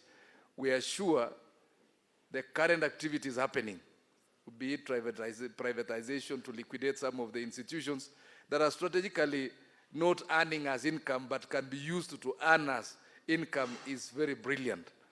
When we talk of infrastructure funds, these are brilliant ideas. Countries have developed because they took deliberate decisions. And I want to appreciate you, CS, because you people decided to be bold with the president and took deliberate decision to change this country. Otherwise, if we had not taken that and survived on the political noise, we would be going south every other time. So we want to thank you very much. Mine was just to appreciate your engagement here with the citizens of Uasin Gishu and tell you the commitment as a county government of Uasin Gishu. We are focused in transforming this nation, and in a very big way, Uasin Gishu is focusing in that transformation. I know the infrastructure designs that are happening, the ones the national government are supporting us. Recently, we had members of parliament here and the senators discussing how we can restructure the infrastructure to be able to hold the fuel across when heavy trucks cross this county, and you can see the vision of this country. We are headed in the right direction. We believe the support you are giving to the president will transform this nation, and we shall achieve in the shortest time possible in our generation and time. I want to introduce our members of County Assembly who are here, Cherono and our representative of the persons with disability. Maybe you can stand, give them a microphone to say jambo, because, or you can come ahead. I also have members of our staff. Our Nixon is our chief officer in charge of economic planning. Actually, he should be taking notes in this forum because he's part of the guys who do the budgeting. So, waheshimiwa, just mpatie tu waongee, alafu Mheshimiwa Cherono pia utasalimiana. Asanteni, karibuni.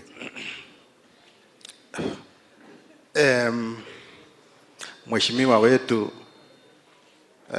wa fedha na waheshimiwa wengineo, waheshimiwa wenzangu kama Mheshimiwa Nono na wananchi wetu wa bunge la mwana bunge, mniruhusu niwasalimu nikisema mchambo.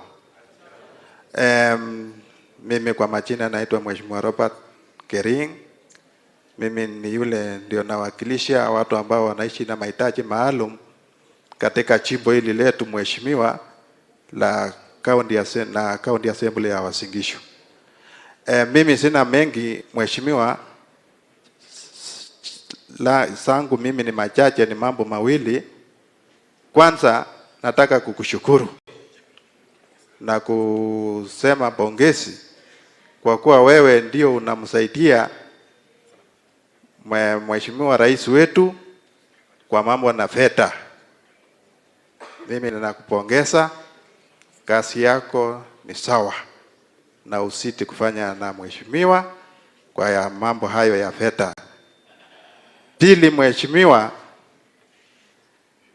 kwa niaba ya watu ambao wanaishi na mahitaji maalum, nataka nikusie mambo mawili nikitanguliza na yale yaliyofanyika kule kwa yule mwanafunzi aliyejaribu kwenda shule la Lenana, na kwa roho yake na ndoto yake alikuwa asomee mali pale mheshimiwa. Lakini la kushangaza ni kwamba huyo mwanafunzi alirudishwa. Nikirudi nyuma pale 2010 katiba yetu ya Kenya ilituruhusu sisi ambao tunaishi na ulemavu tutoke Kenya nzima na tukushiriki tunda la taifa hili na wenzetu ambao ni regular people kwa pamoja. Na juzi 2025 rais akatia sahihi kitole ile akti ya 2025 kuwa tukue kwa pamoja. Lakini la kushangaza ni kwamba yule mwanafunzi alirudishwa pale. Mheshimiwa, can imagine? Ati sababu wako na ulemavu. Kwangu mimi nikiwa mmoja ya wale walemavu, nasema hilo jambo si nzuri. Muyaangalie sana, tukue tunajumuika na wale wenzetu, tukiwa ndoto zetu tuipeleke mbele kwa kila shule, ili tujulikane pia na sisi kwa mambo ya elimu. Mheshimiwa, hebu tafakari na uangalie ya kwamba haikuwa sawa na sheria inaturuhusu. Taichukulia kwa usito, hata sijui huyo mwanafunzi wako wapi. Sawa. Pili, mambo ya capitation. Unapo shughulikia hizi fedha, nikiwa mmoja, angalia wenzetu. Sisi wale wanafunzi ambao wanaishi na ulemavu, ama kwa kila jambo ambao inahusika na ulemavu, utuongezee. Hilo ndio lombi langu ya kwamba uongeze sehemu hiyo, ili hata na sisi tufurahie na tuachieve kwa ile dreams zetu. Mimi saa hii sioni, na Mzungu alisema ya kwamba disability is not inability. hii pesa tukipata hata tunaweza kuwa tunaendeleza biashara tena zaidi kama wale wengine. So mheshimiwa na Wakenya wenzangu, nataka niseme pongezi, nimefurahia kikao hili na niseme ya kwamba broad based mbele tufanye kazi pamoja. Asante. Asanteni sana, mbarikiwe. Asante sana. Jina tu. Bwana Waziri, mbunge wetu, County Commissioner, viongozi wote, Bwana Yesu asifiwe. Comrade Power. Kwa majina naitwa Paul Kiprotich Rob. Mimi nimefanya kazi na UDA, mwarakisha hiyo maongezi ili hiyo shilingi 6,000 yenye baba alisema tutapata wengine wetu wapate. So ya mwisho, Bwana CS wetu wa county, kuna mahali ulikosea kidogo na nafikiri utaomba msamaha. Hawa sio wakaaji wa Siaya, hawa ni wakaaji wa Uasin Gishu, wamezaliwa hapa. Tumelelewa pamoja na wao, tuko shule wote. So kwa hiyo uliteleza kidogo, utaomba msamaha. Asanteni sana Comrade Power. 2027 kwa majalia Mwenyezi Mungu, muniombe, munishike comrade mwenzenyu mbunge Kapseret constituency. Asante. Hamjambo. Hamjambo tena. Hamjambo wenye Uasin Gishu. Our CS, FCPA Mbadi, CPA Ruto ambaye ni mbunge wetu, msijali Kalenzi niko hapo ndani. CPA Ruto, County Commissioner wetu, our very hardworking leader of security and other matters here in Uasin Gishu. Every other leader that have not been able to recognize, all the stakeholders, good afternoon. Leo kwa sababu tuko na mgeni mkubwa sana, CS mzima wa fedha. Sisi watu hapa ground tunyamaze tumsikize wote. Sinimpe nafasi. Kwa hivyo singependa kuongea zaidi ya hapo. Mimi naitwa Mheshimiwa Cherono Caroline Ono na ningependa tu kumpongeza. Sijui kama mnajua alikuwa hapa 2 weeks ago. Mnajua na akatujengea kanisa moja pale Kapkoi, akahakikisha kwamba amepatana pia na wafanyabiashara, akahakikisha kwamba amewapea masikio. Kwa hivyo leo vile amerudi, for the very first time we have a CS of finance ambaye anasikiza. Letu tu ni kumpea support. Nataka niwahakikishia kwamba tangu ashike nafasi hiyo katika ofisi ya finance, nyinyi mumeona governors wakishika matawi wakisema pesa imechelewa, sio maneno ilisimama. Tunakushukuru, we can see your work. Tungependa pia kushukuru kwa sababu ya mambo ya autonomy ya county assembly. Hivi sasa na kwa muda mrefu tumekuwa tukitegemea, as the two arms of government tunategemeana, lakini ile financial independence ambayo mmetupea, tutahakikisha kwamba tumejikakamua pia kama legislature increase ile jambo linaitwa absorption rate. Hadi hapo karibu sana, asante. Mheshimiwa CS, Mheshimiwa MP wa Keses, kwa majina naitwa Nixon Cheplong, mimi ni Chief Officer wa Economic Planning, and we want to appreciate you for the restructuring the Department of Economic Planning. It is currently working towards the right trajectory and we really appreciate it. Thank you.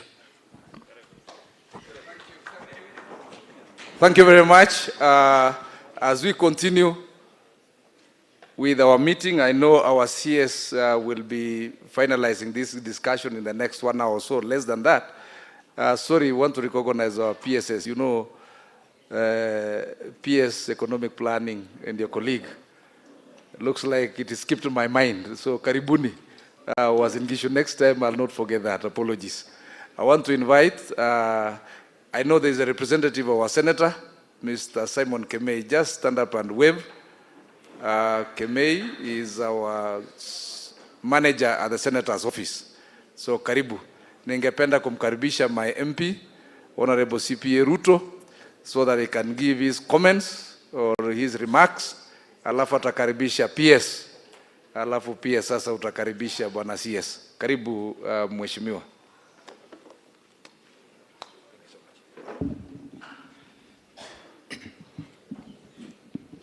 Thank you so much, our County Secretary for Uasin Gishu, Waziri, because he was serving one time as Waziri hapa, Philip Matelong. Our Cabinet Secretary, National Treasury, FCPA, John Buddy, our two PSS, Makoa and Odede for investment and asset management for the country, and Makoa for the national planning. Na wananchi watukufu ambao wamejitokeza kwa wingi kufika hapa kwa siku maalum ambaye tumeitwa na waziri wetu wa fedha kuja kujadiliana pamoja masuala ya mipango za kiuchumi, mipango za bajeti yetu ya taifa la Kenya, na kila mmoja ambaye amefika hapa. Bwana asifiwe. Leo ni Jumapili. Bwana asifiwe. I'm sure you must have started this meeting with a word of prayer. Comrades power. Umetulia? Na si soka hapa. Comrade power. O wenye wako huko? O iko njaa? Iko njaa? Ngoja nione saa kwanza. Imefika saa yake? Oh, ndio hiyo. Well, I should be very brief. Today is not my meeting. And first of all, CS Karibu Uasin Gishu. On behalf of the leadership of this county, together from governor, the elected members of parliament, senator, and all those who never met to be here, we want to say Karibu Sana. We want to thank you, Bwana CS. Since day one, you are brought in as a cabinet secretary for National Treasury. And we were informed, some of us whom we were in UDA, the bottom-up agenda.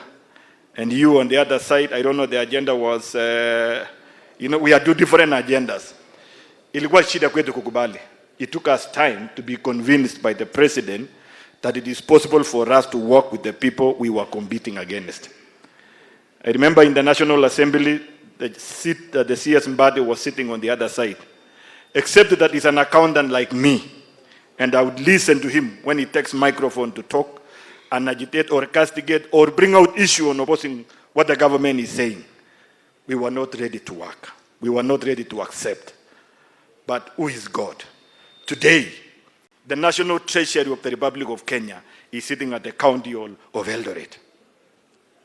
We've had several ministers of the National Treasury there before. The very strong and powerful ones. But at no time did they Lord themselves to come to where our 90 are, so that we discuss the national issues together and agree on how to take our nation. Bwana Waziri, thank you so much. Thank you so much. Immediately you ascended to that office, I saw you walking from the National Treasury all the way mpaka Jivanji Garden kwa bunge la wananchi, so that you can have a talk and discussion with wananchi on how wananchi are viewing and perceiving the affairs of their nation. It should be taken vis-a-vis where the bosses are sitting at the head office, at the boardrooms, and discuss how our nation should be done. Today, on Sunday, you are here in Eldoret. I'm informed that this is not the first county you have visited. You have come through several counties, even from Migori. You are here today, and this week you are still moving across the nation. You as a cabinet secretary. You know, watu wajuangi, waziri yule mwenye ako na security yote, anabebanga ile mkoba, yenye iko na budget yote ya Kenya. A very coveted office. And you are here listening to our wananchi leo wamekuambia maneno yao. And be able to respond to them and speak out to them. Last year, the other year, 2024, I'm in parliament. All of us know what happened. We almost lost our country on finance bill of 2024.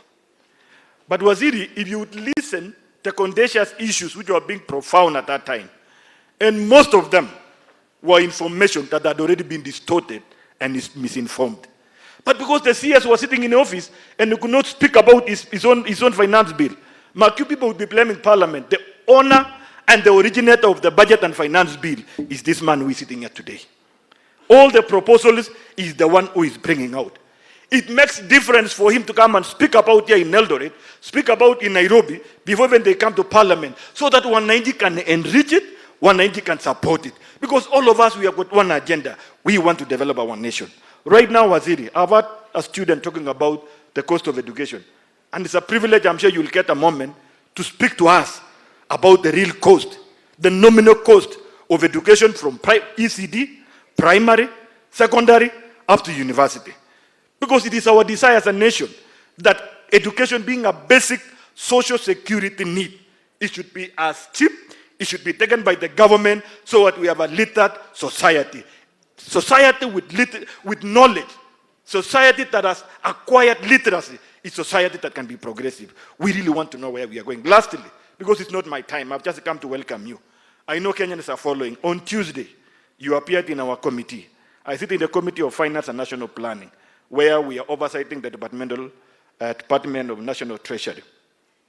And you came to lay the grounds of why you, as the owner of all and every investment in the Republic of Kenya, up to including the investment in Safaricom, why you think it is that time we need to exercise the assets we have and generate revenue to finance our budget, the deficit in the budget vis-a-vis borrowing that is becoming untenable as we talk right now. I'm sure you must have laid our budget structure. Looking at our budget for financial year 2025-2026, for people who have been keen and following, if you remove the money that are going to counties, around 500 billion, you remove the money that are going to recurrent, almost 1.something billion, that is PE, personnel emolument, and those that are supposed to support the operation of the government, there is an element which is of a priority in nature. It is called consolidated fund services, which has grown to almost 1.4 trillion. The component of that CFS is nothing but repayment of loan interest, not even the principal. And if we continue like this, rest be assured, is either we are going to agree as a Kenya one day and say we stop running the government of the day and pay off the debts and close the nation for 1 year or 2 years without any development. But I don't know where we are going to survive.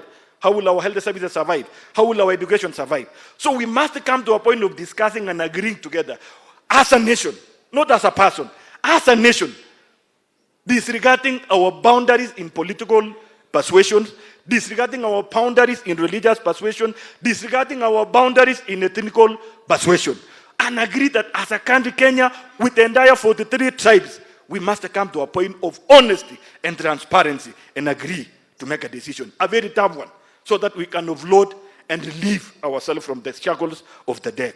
And that is why we are ready to support you. We are ready as a National Assembly to support you. Exercise. The only thing that these Kenyans will be asking Waziri, when you receive this money, with clarity, or where are we going to put this money so that we can see growth of our economy and be able to reinvest back in the future opportunities and we sustain our nation. Otherwise, leo sitasema mengi ya nyumbani kama kwa niaba ya viongozi na kukaribisha nyumbani. The other day you were here and I'm sure you were able to meet some wananchi na ukasema utarudi. Si waziri ni mtu mzuri amerudi tena leo ama namna gani? Hii maneno ya expert iko sawa sawa, mnaonaje? Iko chonje hii expert. Kwa huyu FCVM bado. Wangapi wanakubali serikali iko sawa with the experts coming in? Tuko pamoja. Muinue tena mkono waziri aone. Wangapi we are comfortable with the experts being in the cabinet? Thank you so much. Si namna hiyo. Sio ndio Kenya tunataka? So waziri mkiendelea namna hii, hata hii broad base naona hii watu wamekubali. Tunangojea hiyo maneno mliongea Mombasa tumalize by May. Hii serikali inakuja tuendeleshe mbele, na tukimaliza yule rais atafuata ni John Mbadi, si mtu mwingine. Mwenye anaendesha Kenya Treasury William akimaliza, John Mbadi tuendelee mbele. With that much I've said, allow me now to invite my two PSS. Oded, I see you already come over, and then my PS for Makoa for economic planning. Ile maneno ya CDF mnasemanga si tunakula. Mwenye CDF ni huyu, atawaambia leo. Hii CDF mnasemanga tunakulanga sisi. Huyu ndiye anawekanga, huyu ndiye anafanya board ya NGCDF ni yake, yeye ndiye anaelekea committees. Mkiona CDF inafanya mzuri cases ni juu ya huyu. Asante sana, karibu sana. Thank you.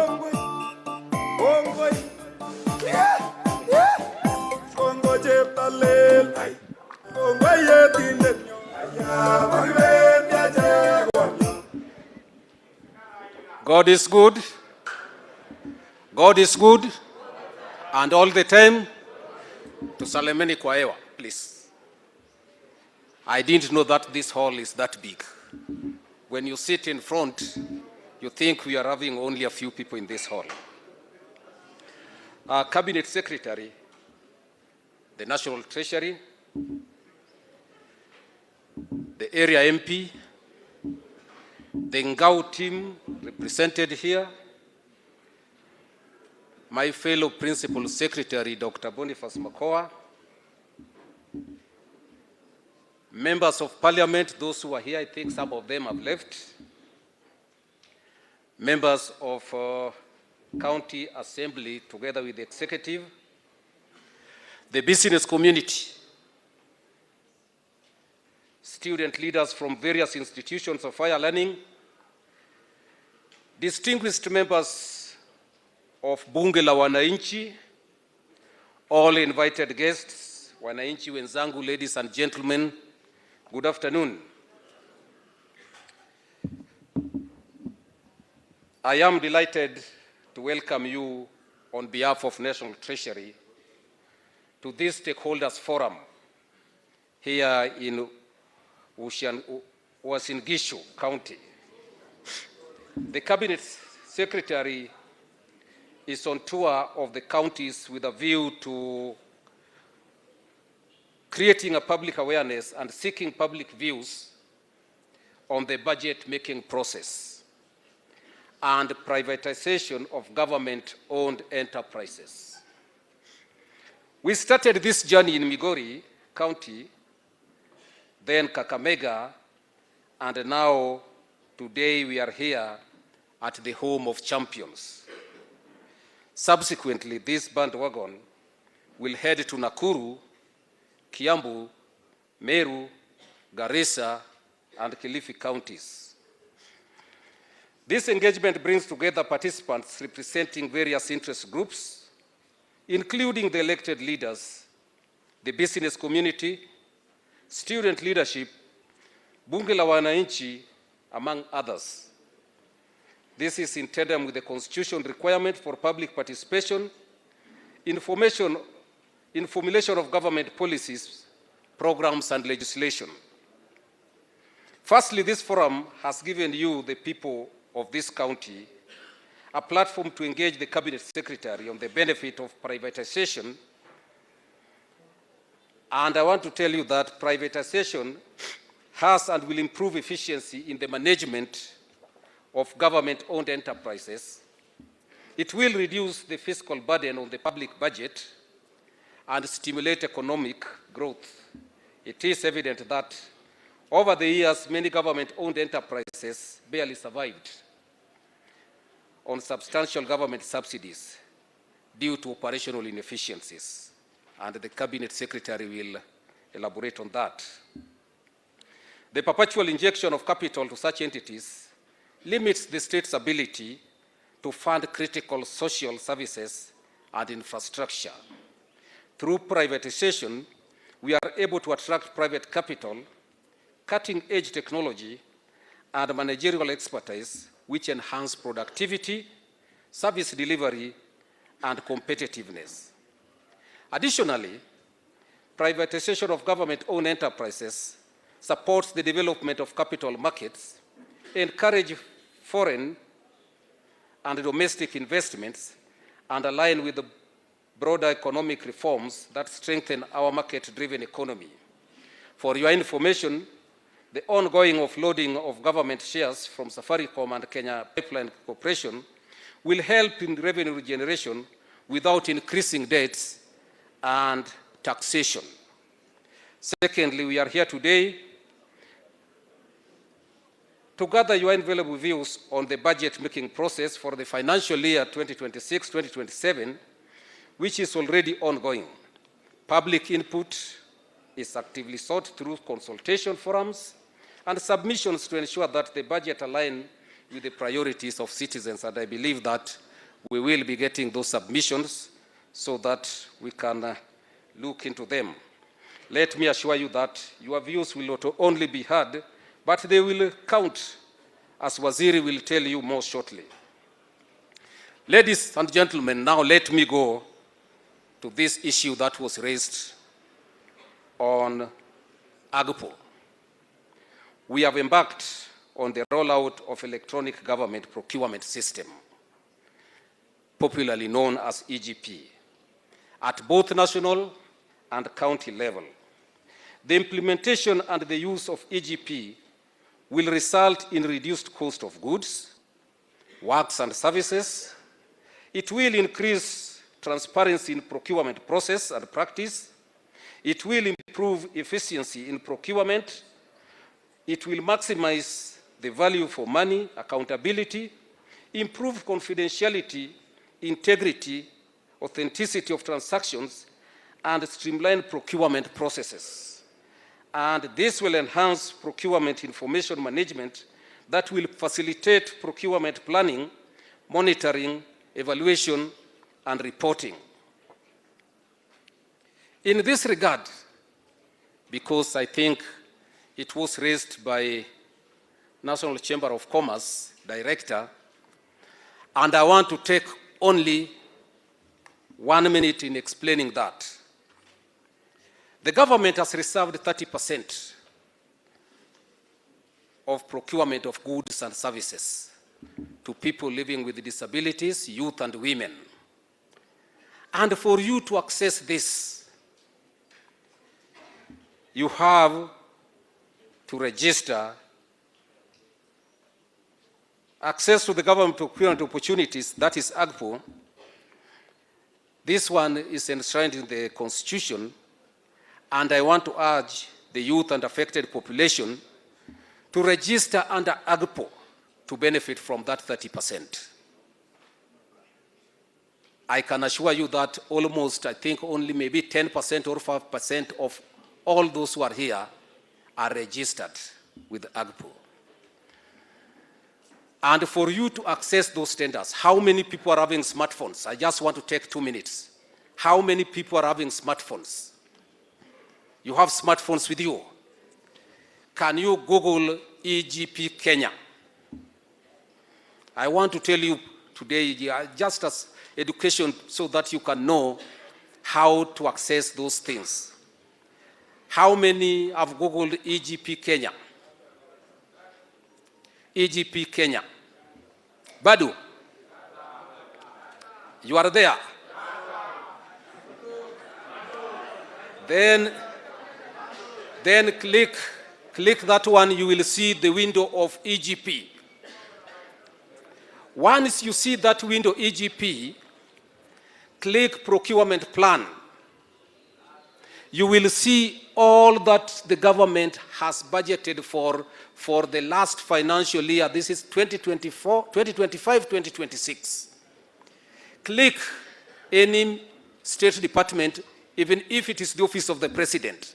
You will see all the things that they are planning to procure this financial year. If you want to know the tender, there is a window on your right, tender. Click tenders.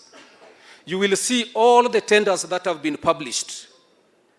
And that is where the AGPO, those youth, women, and those living with disabilities, you can pick what you want to tender there.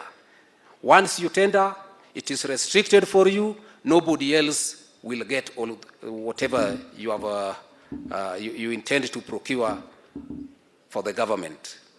So that is how to go about it. And in this regard, I urge the people of this county to register their companies in EGP system in order to access government procurement. And this also goes to the suppliers, the Chamber of Commerce. I have organized a sensitization to the suppliers, and this will start in February. We are doing together with the Chamber of Commerce so that the suppliers can know how to navigate EGP. Take this opportunity, because if the counties don't spend, if the national government don't spend, then we are affecting the revenue that is supposed to be collected. And again, this is the revenue that the CS is going to budget for. So, you will agree with me that this is one sure way through which our women, youth, and persons with disabilities can benefit from the budgeting process, given that a big chunk of government budget goes to procurement. Having said that, I wish you people fruitful deliberation and ask you to feel free. Engage Cabinet Secretary candidly and share your feedback that is necessary to enrich the budget-making process and privatization process. And with those few remarks, it is now my singular duty and pleasure to invite my fellow Principal Secretary to come and make his remarks, and thereafter invite the Cabinet Secretary now to answer all your questions. Thank you very much.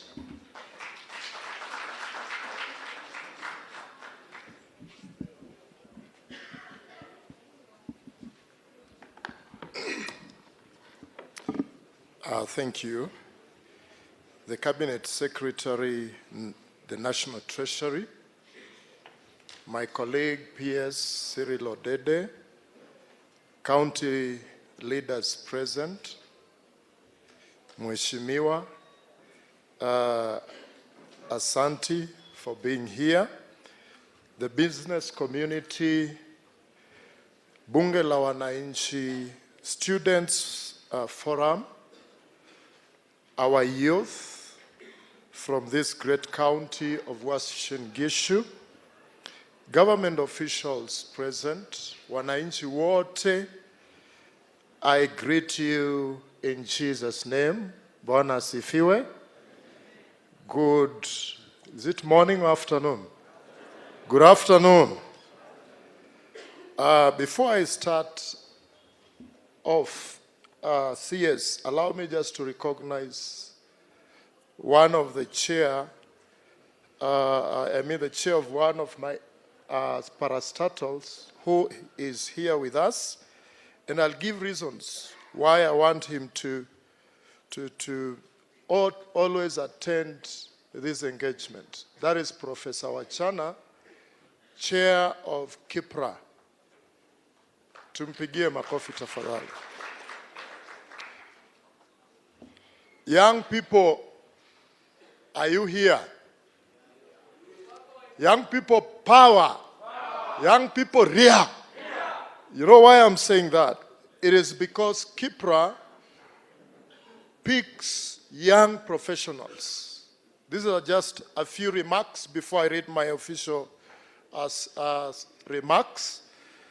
KIPRA picks every year young professionals, and they pick 30 young professionals who are fully sponsored by the government to be trained for a whole year, 12 months, on matters of policy, policy formulation, policy analysis, and all that, data collection, so that their capacities are built to contribute to such a discussion.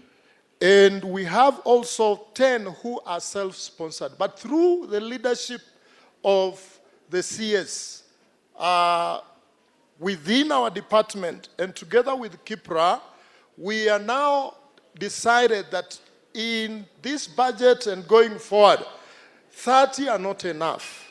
We want to target 3 to 5 per county so that they are trained, they are picked and trained, and they are able to contribute. And the good thing, young people, is that young professionals, as much as you're given is a scholarship, you also earn a stipend per month, 99,000 shillings per month. So tupigie CS makofi. In addition, I heard people ask that CS needs to increase these engagements. I want to assure you, from the Department of Economic Planning, we have heard you. We've been hearing requests for us to move around, especially to showcase success stories. One of the things through the leadership of the CS that we have done, Mheshimiwa, under NGCDF, is to move around and do the monitoring of the projects in the counties and document success stories that we'll be able to release so that people understand what is CDF doing and what is the impact of CDF. And I must tell you, Mheshimiwa, you guys are doing a great job of oversight. For the 14 constituencies we visited, you deserve a clap and a pat on the back. Thank you for the good work. In addition, the CS has rolled out what we are calling Gumzo la Uchumi Mashinani. It will be similar to this to all 47 counties, and we are starting off probably at the end of March or early April. We will move in all 47 counties, and our ambition is to go to all constituencies. Sit na bunge la wananchi, sit with the youth and have a discussion. Give you what we are doing as a government. Where are we in terms of better agenda implementation? And then you tell us, are we in the right direction? What do you want us to do differently? That is two. Number 3, we are here CS because of 2 things: budget making process and privatization. And very quickly, I just want to touch on the 2 and say that, you know, budget making process in Kenya is a continuous process. We have 4 phases. Phase number 1, we are looking at budget formulation, which runs from August to February. And within this phase is where we will have what we call the budget circular, the budget review and outlook report. And then we come to sector working groups and public participation. We are still there. And this is why we are here, so that even if sector working groups are working, public participation is key to inform the final decision of what the budget statement will look like. Phase 2 is usually approvals, which runs from March to June. And then phase 3 is implementation, which will run from 1st July to June next year. And the last phase is, of course, the audit. But this first phase is key. I want to implore upon all of us that this is the beginning, but as long as we are still in office, we will be able to be moving around whenever we start this phase 1 of budget formulation. Allow me to read the few remarks I have, and then I will invite the CS. All the stakeholders are here. I want to remind us that Kenya's journey under medium-term plan of the Vision 2030 and bottom-up economic transformation agenda is one simple question. And that question is, how do we grow our economy? How do we eradicate poverty? How do we create jobs? And how do we improve services while still living within our means? Today, given the increasing demand for better services, the Kenyan government that you have entrusted us under the leadership of the President to be in is compelled to deliver more under a tight physical space, which is occasioned by limited resources, budget deficits, and increasing public debt. It is worth to note that out of every 100 shillings collected in taxes, approximately 60 goes to servicing debt. On one hand, the government cannot continue raising taxes from Kenyans because evidence shows that higher taxes do not automatically result in increased revenues. On the other hand, we can also not continue with public borrowing. Why? Because it creates a vicious cycle of borrowing to repay. So what is remaining? What is the remaining option for us? This is privatization. And that is why we are here. And we are here from the perspective of economic planning. I want to assure you that privatization is not about selling Kenya. It is about making public assets work harder for the people, reducing pressure on the national budget, improving services, and creating opportunities at grassroots. I want to remind us that Kenya has been in this or worse space than this before. In early 2000, our economy was struggling. Jobs were scarce. Poverty level was high. services were weak and the confidence in government was low, the government responded with what was called economic recovery strategy for wealth and employment creation, 2003-2007.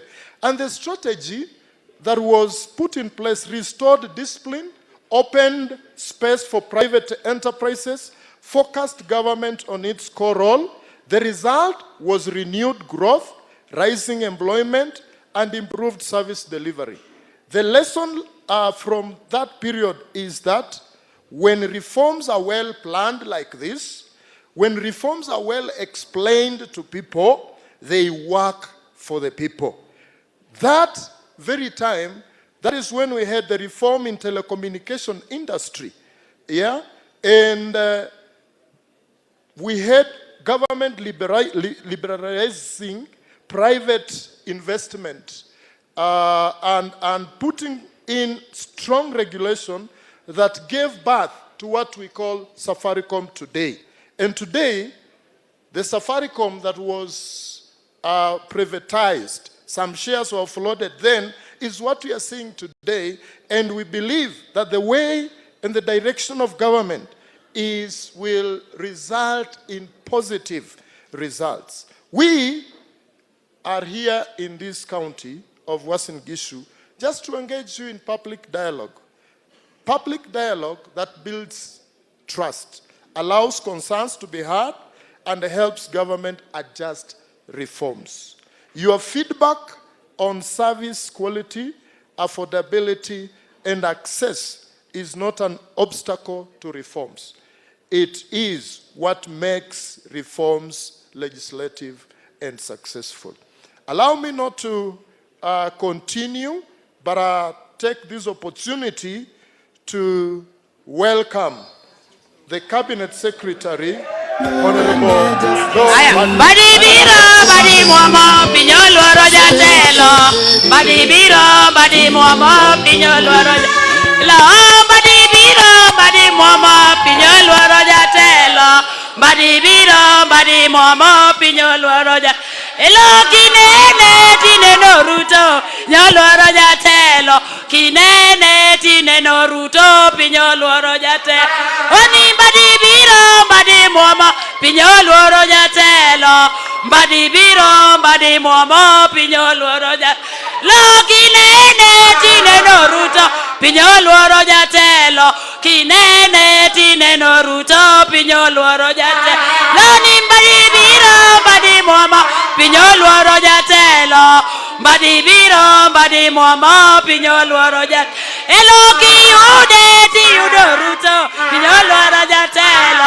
Kiyude, Tiyudo Ruto, Pinyolo Rojatelo. Kinene, Tineno Ruto. Thank you. Aya. Tukae, kaeni. Aya. Thank you. Tukae. Let's have our seats, please.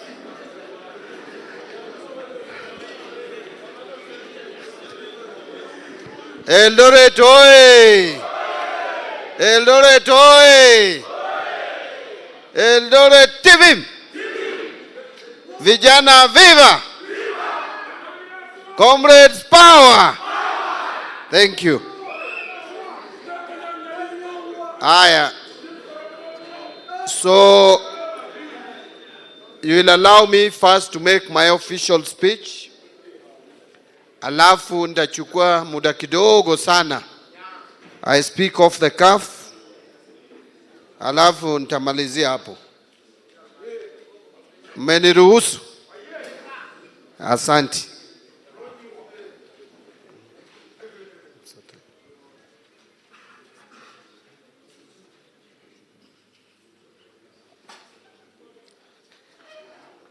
So representatives from the University Students Association, esteemed student members, members of the business community, members of the Bunge la Wananchi, member of parliament for Keses constituency, my friend, professional colleague and brother Julius Ruto, my two principal secretaries, the county commissioner ambaye leo sisi ni wageni wake, the county government led by the county secretary and members of county assembly represented here, other distinguished guests, wafanyikazi wa serikali ya juu na ya county. Kuna mtu nimewanja nje? Jua kali sector, bunge la wananchi, the business community. Wacha nimalizie kusema distinguished guests, ladies and gentlemen, good afternoon. First, I want to make it clear that this process that we are undertaking today, this engagement, is not an academic exercise. We have deliberately made a decision as National Treasury to engage the public. When I got into this office, I made a promise to the people of Kenya that I'm going to demystify what National Treasury is all about and make it an institution that interacts with the people we serve, because we work for you. And therefore, the exercise that we are carrying out today, which began from Migori, is going to cover 7 regions of this country if you leave out Nairobi. But we are going to have 8 engagements. For Nyanza region, we had the engagement in Migori. For the Western region, yesterday we were in Kakamega. Today we are here for the North Rift region because Rift Valley is very expansive. From here, we will have engagement in Nakuru for the South and Central Rift. And then I will proceed to Kiambu for the Central region. Lastly, we will have the last leg, which will begin from Garissa for the Northern Kenya region. We go to Kilifi for the Coast region, and finally, we will end with Meru for the Eastern region. During these engagements, we will be listening to Kenyans, especially the young people, because the youth form 75% of our population. That is a population that you cannot ignore. That is a population that you must engage and listen to continuously to adjust your policies and adjust your programs to fit in the interest of that segment of our population. Allow me to mention the following. That I want to start by extending to you a warm welcome to this stakeholder engagement forum. And I wish to thank you all for finding time to attend this very critical event that provides us with an opportunity to share our views on the management of public resources in the country, and particularly in the budget process, more so as it relates to our development agenda. This process builds up onto not only from the meeting that I held on the 10th of December 2025 in Nairobi, where I launched the National Budget Students Fora with the sole purpose of embedding a youth-centric perspective into our national economic decision-making processes, but is also from my previous engagements with Bunge la Wananchi on budget process. I'm sure you still remember my engagement at Jivanji Garden last year. And that engagement proceeded or went on to Mombasa, and we even held an engagement in Kibra at night to just discuss our public policy issues as regarding the budget making process. So during this launch, which took place on 10th of December, it was agreed on the need for a wider engagement with the youth of this country in their respective regions on matters pertaining to public finance management. But further to that, further to engaging with the youth, in view of the recent government efforts on privatization, it has also been deemed fit to broaden this engagement to include the business community and the Bunge la Wananchi for a more comprehensive stakeholder information and participation. That is why today, apart from the youth, we are also here with representation or representatives from the business community and also representatives from Bunge la Wananchi and even the county governments and the national government, so that we can understand what is this animal in the room called privatization. And I will come to that when I'm making my off-the-cuff remarks, so that you can understand what the government of Kenya is trying to do. To avoid listening to distortions from the naysayers, I am sure I will be capable enough to address some of your concerns and fears regarding the proposed actions that we want to take, and more particularly regarding the divestiture of most shares in Safaricom and also the privatization proposal for the Kenya Pipeline Company. The successful engagement with the Bunge la Wananchi in the last financial year, as I mentioned, could only be built upon. Feedback from that engagement and feedback from the membership of the Bunge la Wananchi, it was agreed that engagement must continue. The National Treasury's engagement with members of the business community is also not new. Under my watch, it has definitely been enriching in shaping my resolve to have in place more inclusive policies that allow more Kenyans to participate in public resource management. So, ladies and gentlemen, I wish to emphasize that this is not just a policy initiative, but rather it is a legal obligation which is rooted in our Constitution, Article 201A of the Constitution of Kenya, which mandates for public participation in all financial matters so as to enhance transparency, accountability, efficient utilization of resources, and value for money in the management of our public resources. At the National Treasury, we have come to the realization that the government alone cannot effectively respond to the multifaceted challenges facing our country, particularly on unemployment, gaps in skills development, digital literacy, entrepreneurship, and inclusive governance for a demographic dividend. In this regard, I have prioritized stakeholder participation as a key dimension of governance and one of the pillars for a sustainable development. We shall enhance collaboration with our stakeholders, including the youth, private sector, experts, civil society organizations, volunteers, and local communities, which is ever more critical in our public discourse. By forging partnerships and collaboration, the government will harness the ideas, skills, and resources to diverse stakeholders to better deliver services and policies in transformative ways and address the existing gaps in financial, human, and technical resources. I wish again to reiterate that the youth are a significant demographic of our country, making up over 75% of the population with a potential for contributing towards economic development of the country. And in this regard, their voices must be central to how we plan, allocate, and utilize our resources.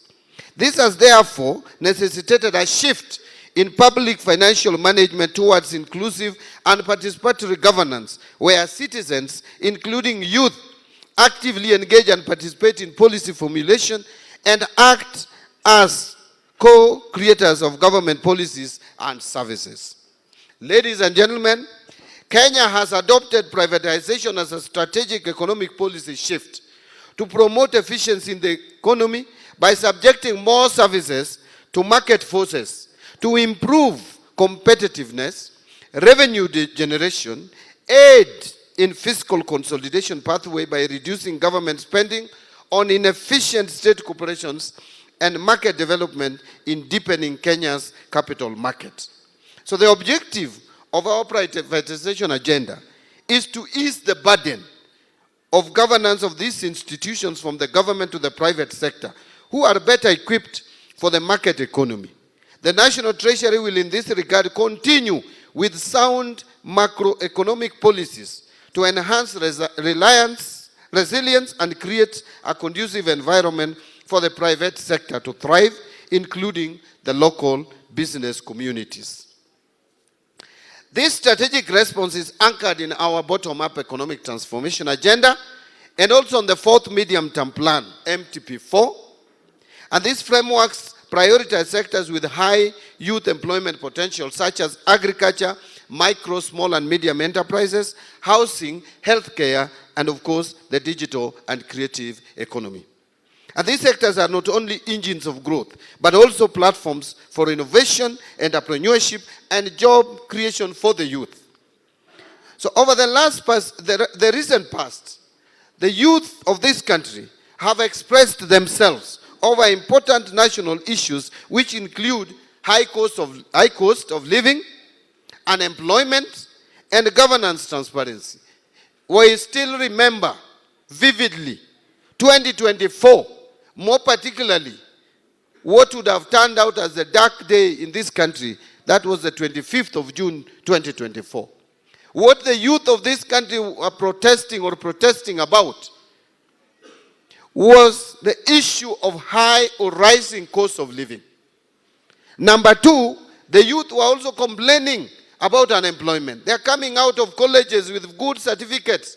Their parents have exchanged ng'ombe with papers, certificates. Papers which should help them better their lives. Papers that should help them get job opportunities. But alas, when they come out, there are no employment opportunities available. The other thing that the youth were complaining about was the issue of governance and transparency. The youth is telling us that they are not happy with the way we are using their resources, that we must change, that we must adopt transparency, that we must adopt accountability, that we must adopt prudent use of public resources. These concerns are valid.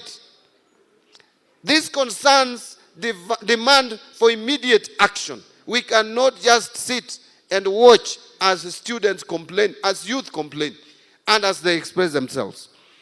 And that is why the government must be committed to transforming the frustrations that our youth are going through into constructive dialogue and tangible action. We must dialogue with our youth.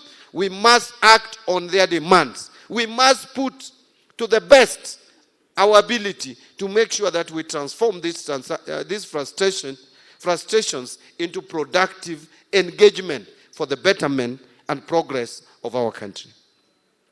This forum, therefore, provides one of those perfect opportunities to provide our feedback on the necessary action from the government to address these challenges. So during this process, we will welcome positive critique of our public financial management systems and policies to shape the budget process. Your active engagement in this process will ensure efficient and transparent use of public funds, ensuring that resources are allocated to address youth empowerment and that the allocation achieves the intended objectives. So, ladies and gentlemen, during the launch of this process, I was elated and I was very happy to have received a written memorandum outlining some practical measures through which we can enhance financial support for students in tertiary institutions. And just to make you comfortable, just by engaging in at that initial stages, I wish to report that if you go and you Google, I know you said you don't have bundles, but you can combine your strengths and Google National Treasury website. If you go and check the National Treasury website, and you look at the BPS, Budget Policy Statement for 2026, which we will be tabling in Parliament in February, you will see that the allocation for Higher Education Loans Board is moving from what was provided in 2025, last year, or the year that is yet progressing, the current financial year. We provided 41 billion Kenya shillings for Higher Education Loans Board. That is proposed to increase by about 40%, from 41 billion to 58 billion. And the university scholarship, that part which is not loan, is also proposed to increase from about 16 billion this financial year to 34 billion in the next financial year. That therefore means that the two, if you add 16 billion to 41 billion, that is 57, and is likely to move from 57 to 92 billion, the two figures put together. That is a reaction to the concerns that we have got from the students. Directly, we are responding. And by the way, the budget for education is going to increase with not less than 50 billion shillings in the next financial year. But we are working on the figures and looking at our budget to see if we can even make more resources available for education, because a society that does not care and invest in education of their population is a society that is destined to collapse. That's not a society that would make progress. So we have noted the feedback, which includes strengthening financial support for student financing, as I mentioned, reforming students' loan financing through fiscal policy, targeted student grant funding for vulnerable students, facilitate provision of affordable students' accommodation, and I have taken note of the Eldoret National Polytechnic that requires more accommodation facilities, and establishing an emergency student support fund. This will be consolidated alongside the views from the other regions for consolidation during the preparation of the financial year 2026-27 and the medium-term budget process. Furthermore, we are aware of the financial strains facing our public institutions, which impact the quality of education and future prospects of our youth. Our strategy emphasizes increasing funding, infrastructure development, and curriculum reforms to equip students with skills relevant to the evolving job market, particularly in areas like artificial intelligence, data science, green technologies, and finally, vocational trades. So those are the areas that we are going to target. Artificial intelligence, because we are living in a global community which is moving very fast in terms of technology. We must keep pace. Data science is an area that we must invest in. Green technologies is another area of investment. And of course, the vocational trades. We must learn as a country to accept that vocational training is an integral part of any societal development. If you go to those countries which pride themselves of having developed, you will realize that employment is not a problem because people don't choose jobs. Today in Kenya, I would tell you, those of us who have tried to get services of plumbers, electricians, and the rest, I will tell you, they are difficult to find today because of the affordable housing. I have a plumber who has been working for me for many years. When I wanted to get his engagement, he told me, Waziri, I'm sorry, I'm so busy, I have too much work. He used to be very idle. Today, that gentleman is not as idle as he used to be. I have to now plead with him to squeeze some time for me.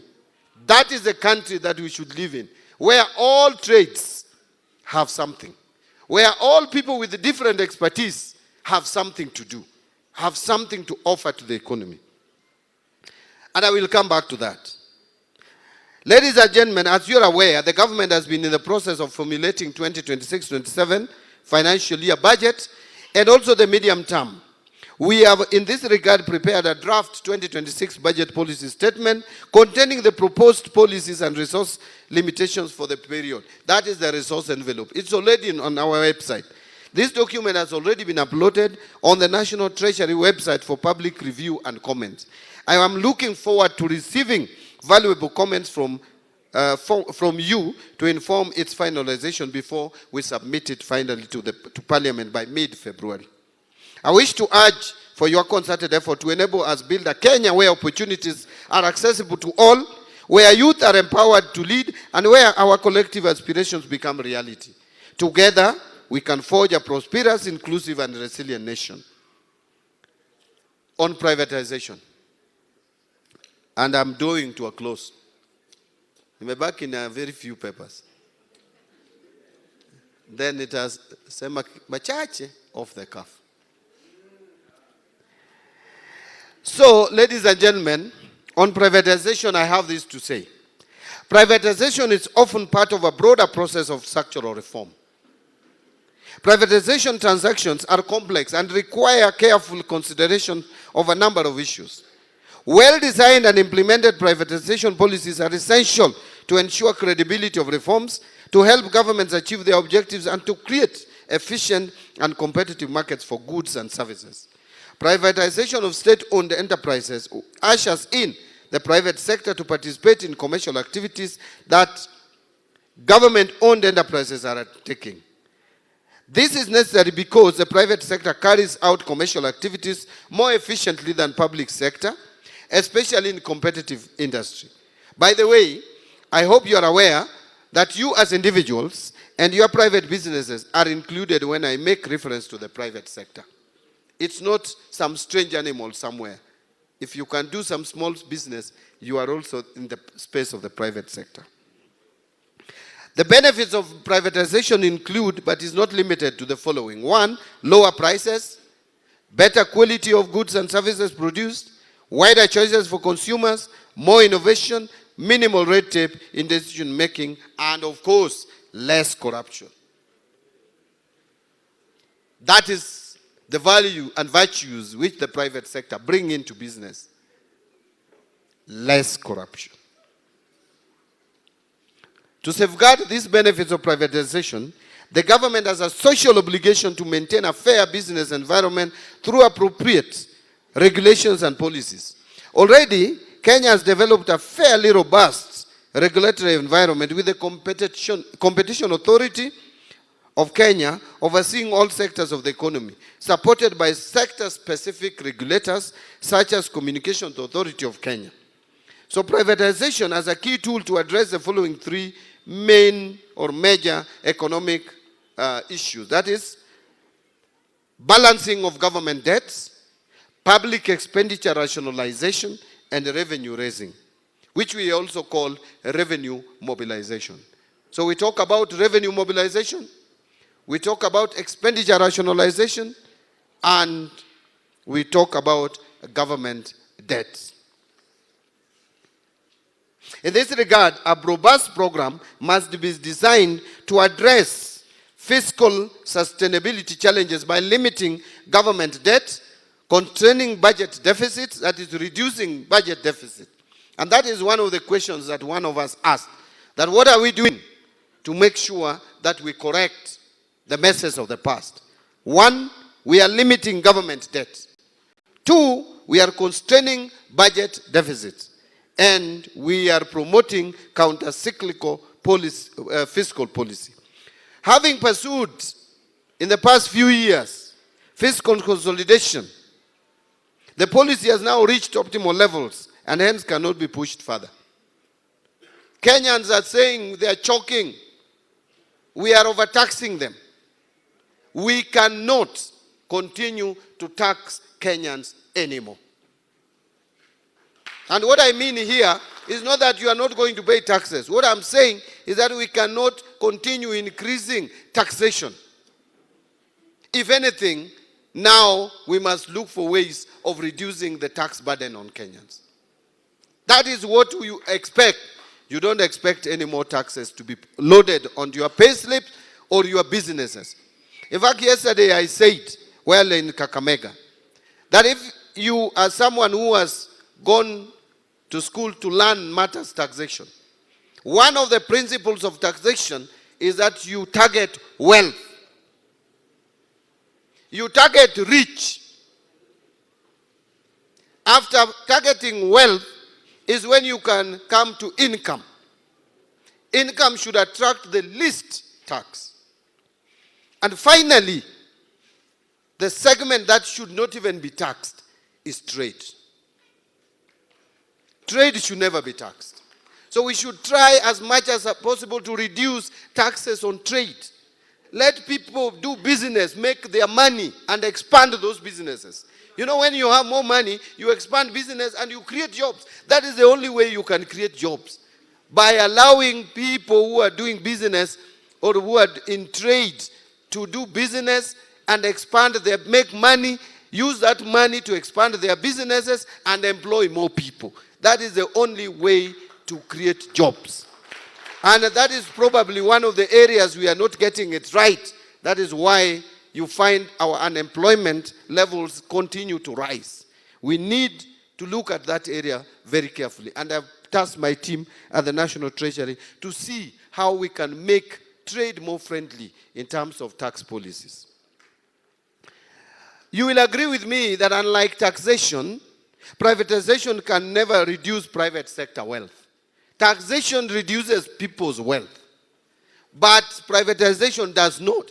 Instead, it encourages propensity to invest and enhances aggregate demand, which in the long run would widen the revenue base. So, privatization does not reduce wealth. Instead, it enhances wealth. Ladies and gentlemen, as I wind up, I want to just mention that our economy, the Kenyan economy, is at a critical turning point.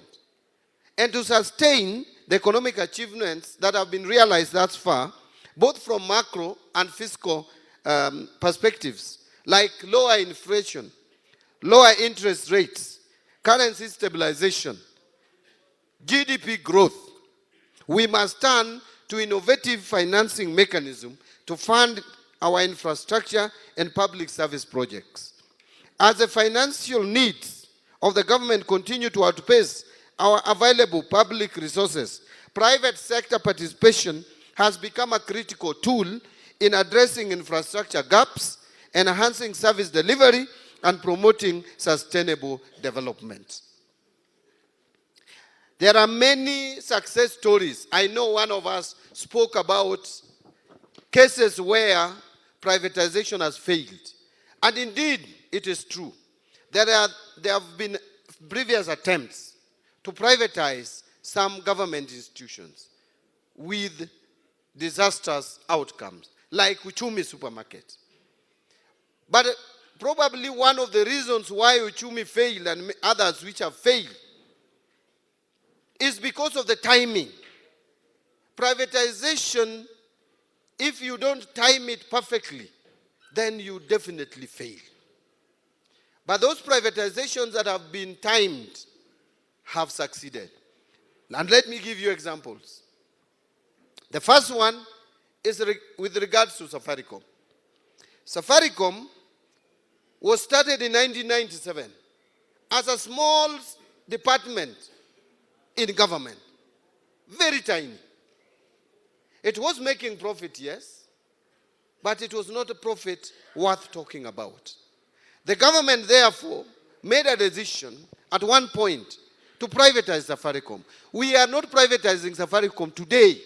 Safaricom was privatized several years back when we allowed 40% of the share ownership to be released to Vodacom.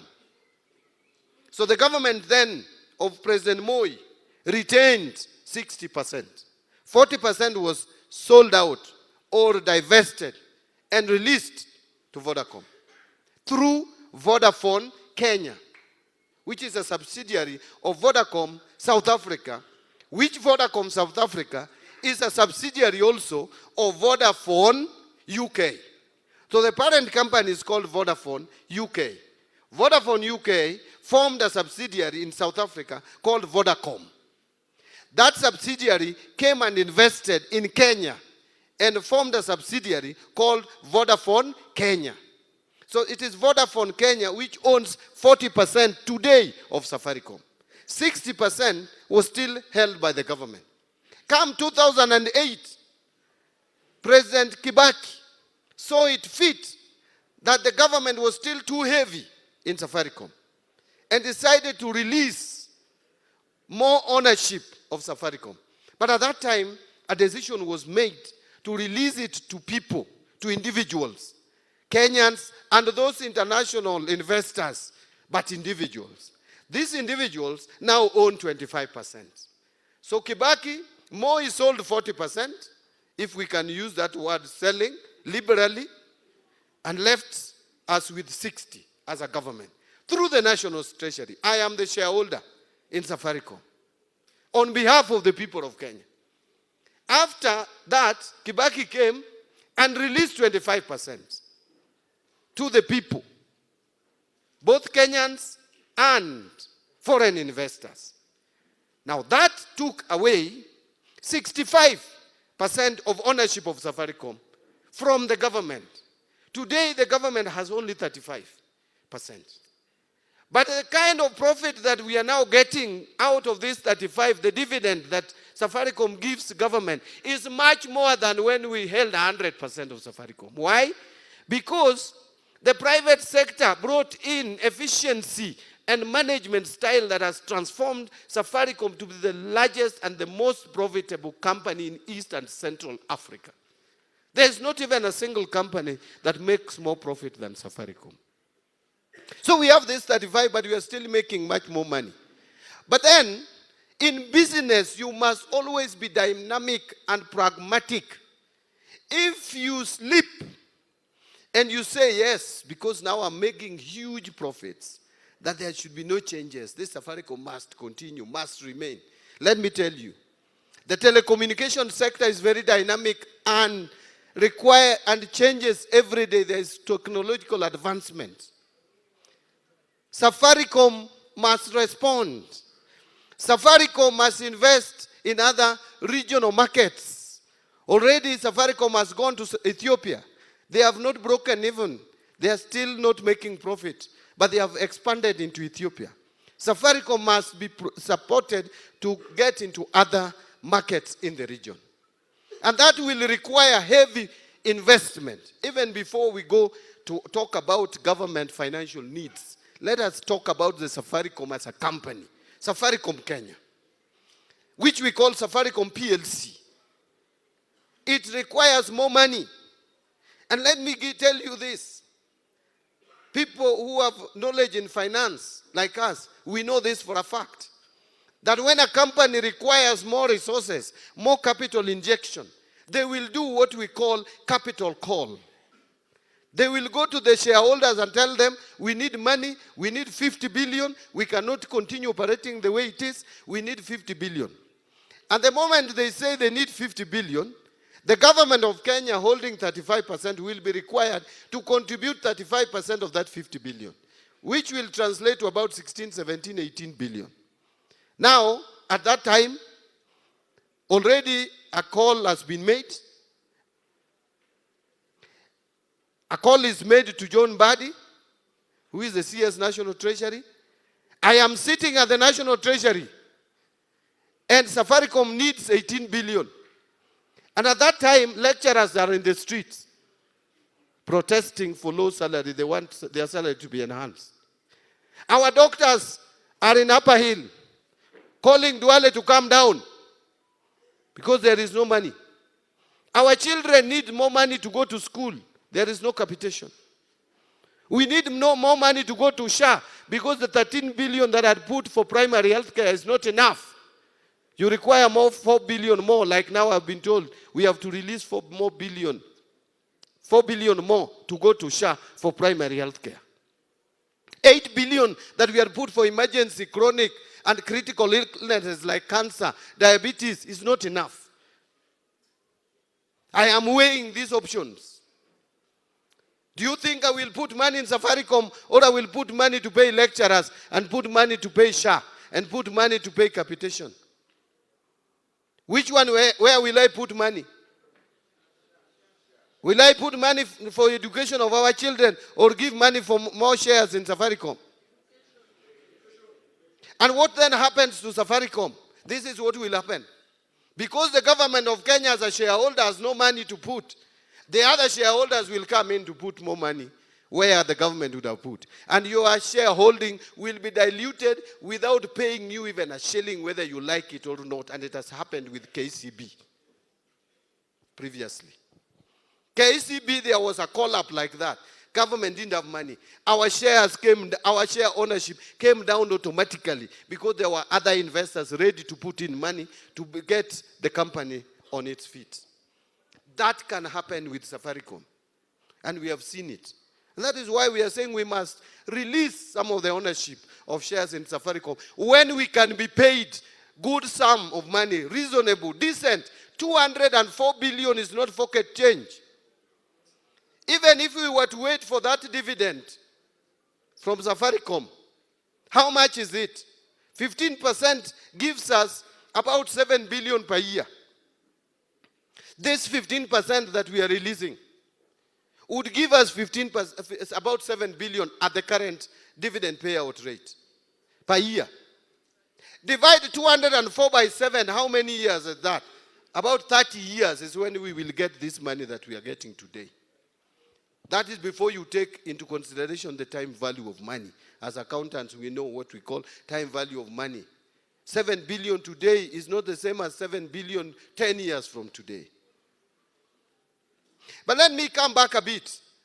I don't know whether I'm speaking to anyone in the room. Let me be a preacher today. Am I speaking to anyone in the room? Yes. Let me come back to a little. These young people who are coming out of colleges, why are they frustrated? It's because hakuna kazi. Let me tell you, our economy is growing at 4.6, 5%, fine. But let me tell you, Kenyan economy with the rising population that we have in this country, the growing population, and the people who are coming out of colleges and universities and other training institutions, and Kenya is leading in this region and almost in Africa in terms of human capital. We cannot create enough jobs with 5% economic growth. We have done our assessment, and for this country to create enough employment opportunities for our people, we must get 7 to 7.5 economic growth every year. But that will not happen with the current infrastructure. It can never. When you leave Nairobi, you are going to Malava through Eldoret. You have to plan for a day. You will take 1 full day on the road. A distance you should cover in 4 or 5 hours if the road was done. Between Nakuru, Naivasha, and Nakuru is a nightmare because we don't have infrastructure. I don't want today to go into politics of which region has better roads than another region. You know it. And we cannot continue lamenting about the past. Whatever you do, you will not correct it. It's like losing a parent. You'll never get any other. Others will just pretend. But a parent you only get once.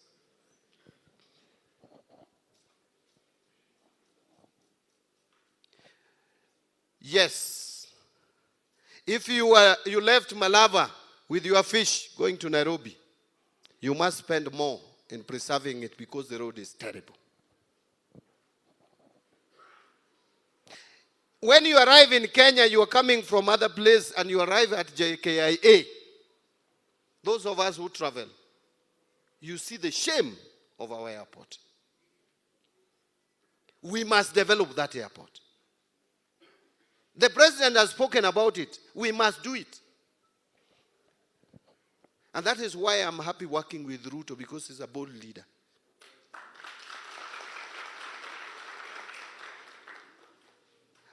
I would rather you make a mistake as opposed to not trying.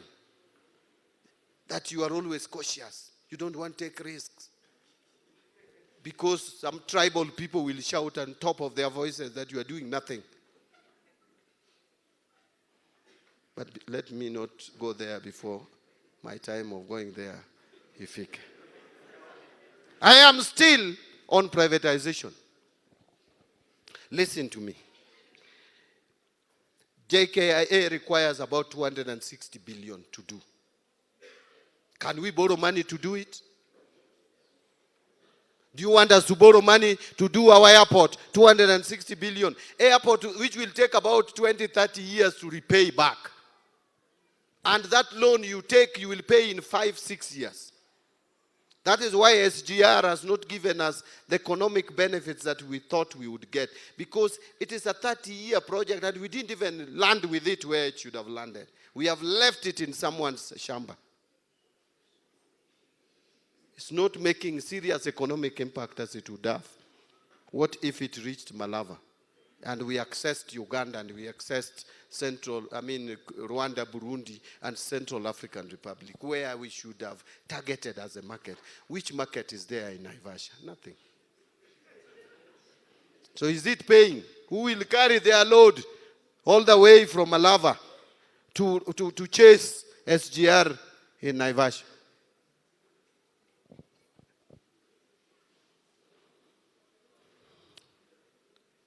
Irrigation. Irrigation, we have done our calculation, and it is clear, my friends, you are talking about cost of living. We still have food shortage in this country. We are not producing enough. We lack maize, those of us who eat ugali. In fact, if you tell a Luo and a lawyer, and I know there are enough in the room, if you give them food, lunch, without ugali, there is no food. Hiyo ni kama breakfast. Any food you bring without ugali, hiyo ni breakfast. Now, you ugali, the shortage of maize in this country is between 10 and 15 million bags every year. So sample this. Galana Kulalu, we have done experiment.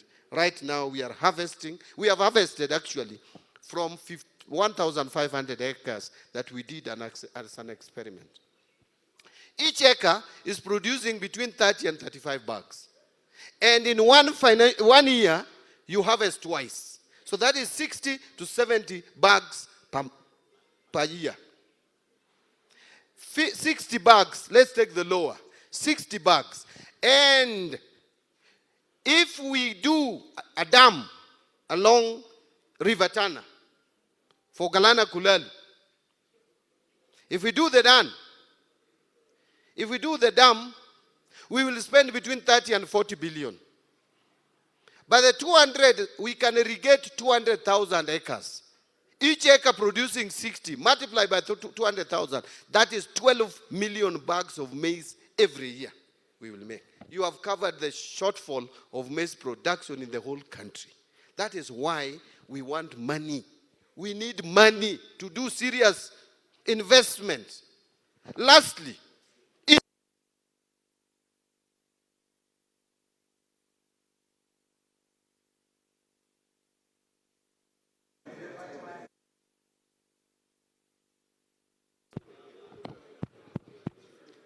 One, two. I think anasema watu wamechoka. So let me try to move faster and conclude. So now let me finish. Now, energy sector.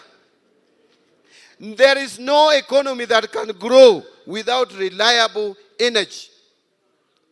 Here in Eldoret, you are a welder. You have got tender already. Someone has given you or has told you, I am bringing 100,000. Do my chairs, my bed, whatever it is, I'm coming to pick tomorrow. As you are in the process of doing it, welding, stima imepotea. Unaanza kusema, huyu Wandai ni mtu aina gani? Wandai must go. So utaanza kusema Wandai must go. Lakini, what would Wandai do? If our power generation is only 3,000 megawatts, yet our demand is 10,000 megawatts for this economy to grow.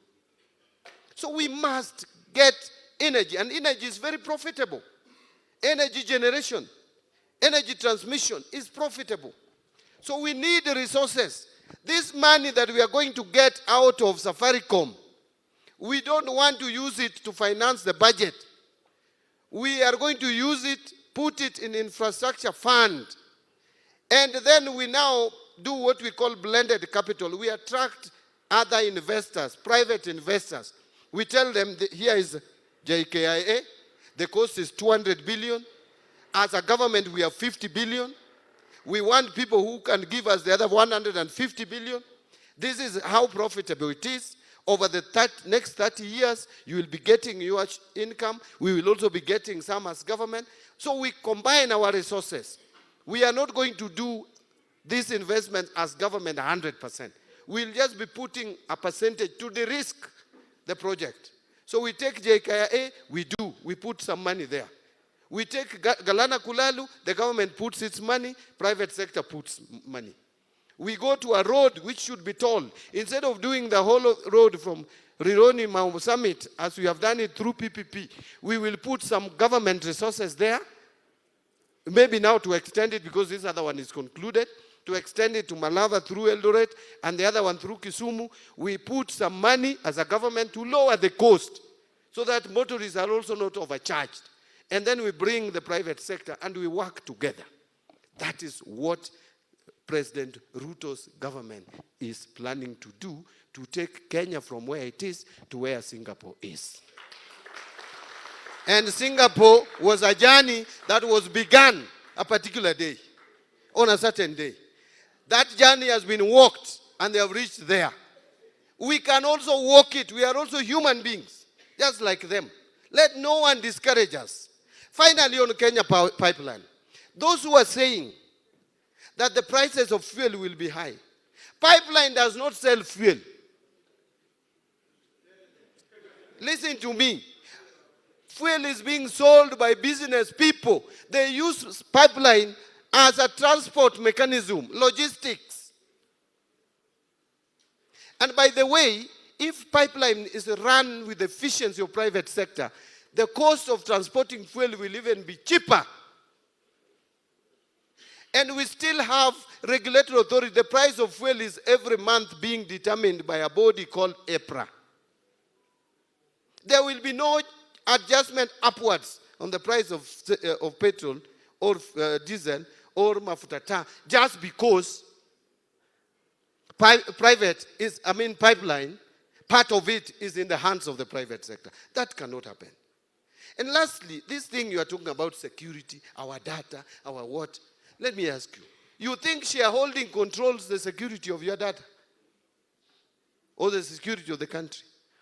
When did you hear Safaricom calling me to go and make a decision on how Safaricom should store your data? And I'm a shareholder. There is the regulatory framework of the country which dictates that. It has nothing to do with shareholding. Let me give you one example. Airtel does the same things as Safaricom. Airtel has your data.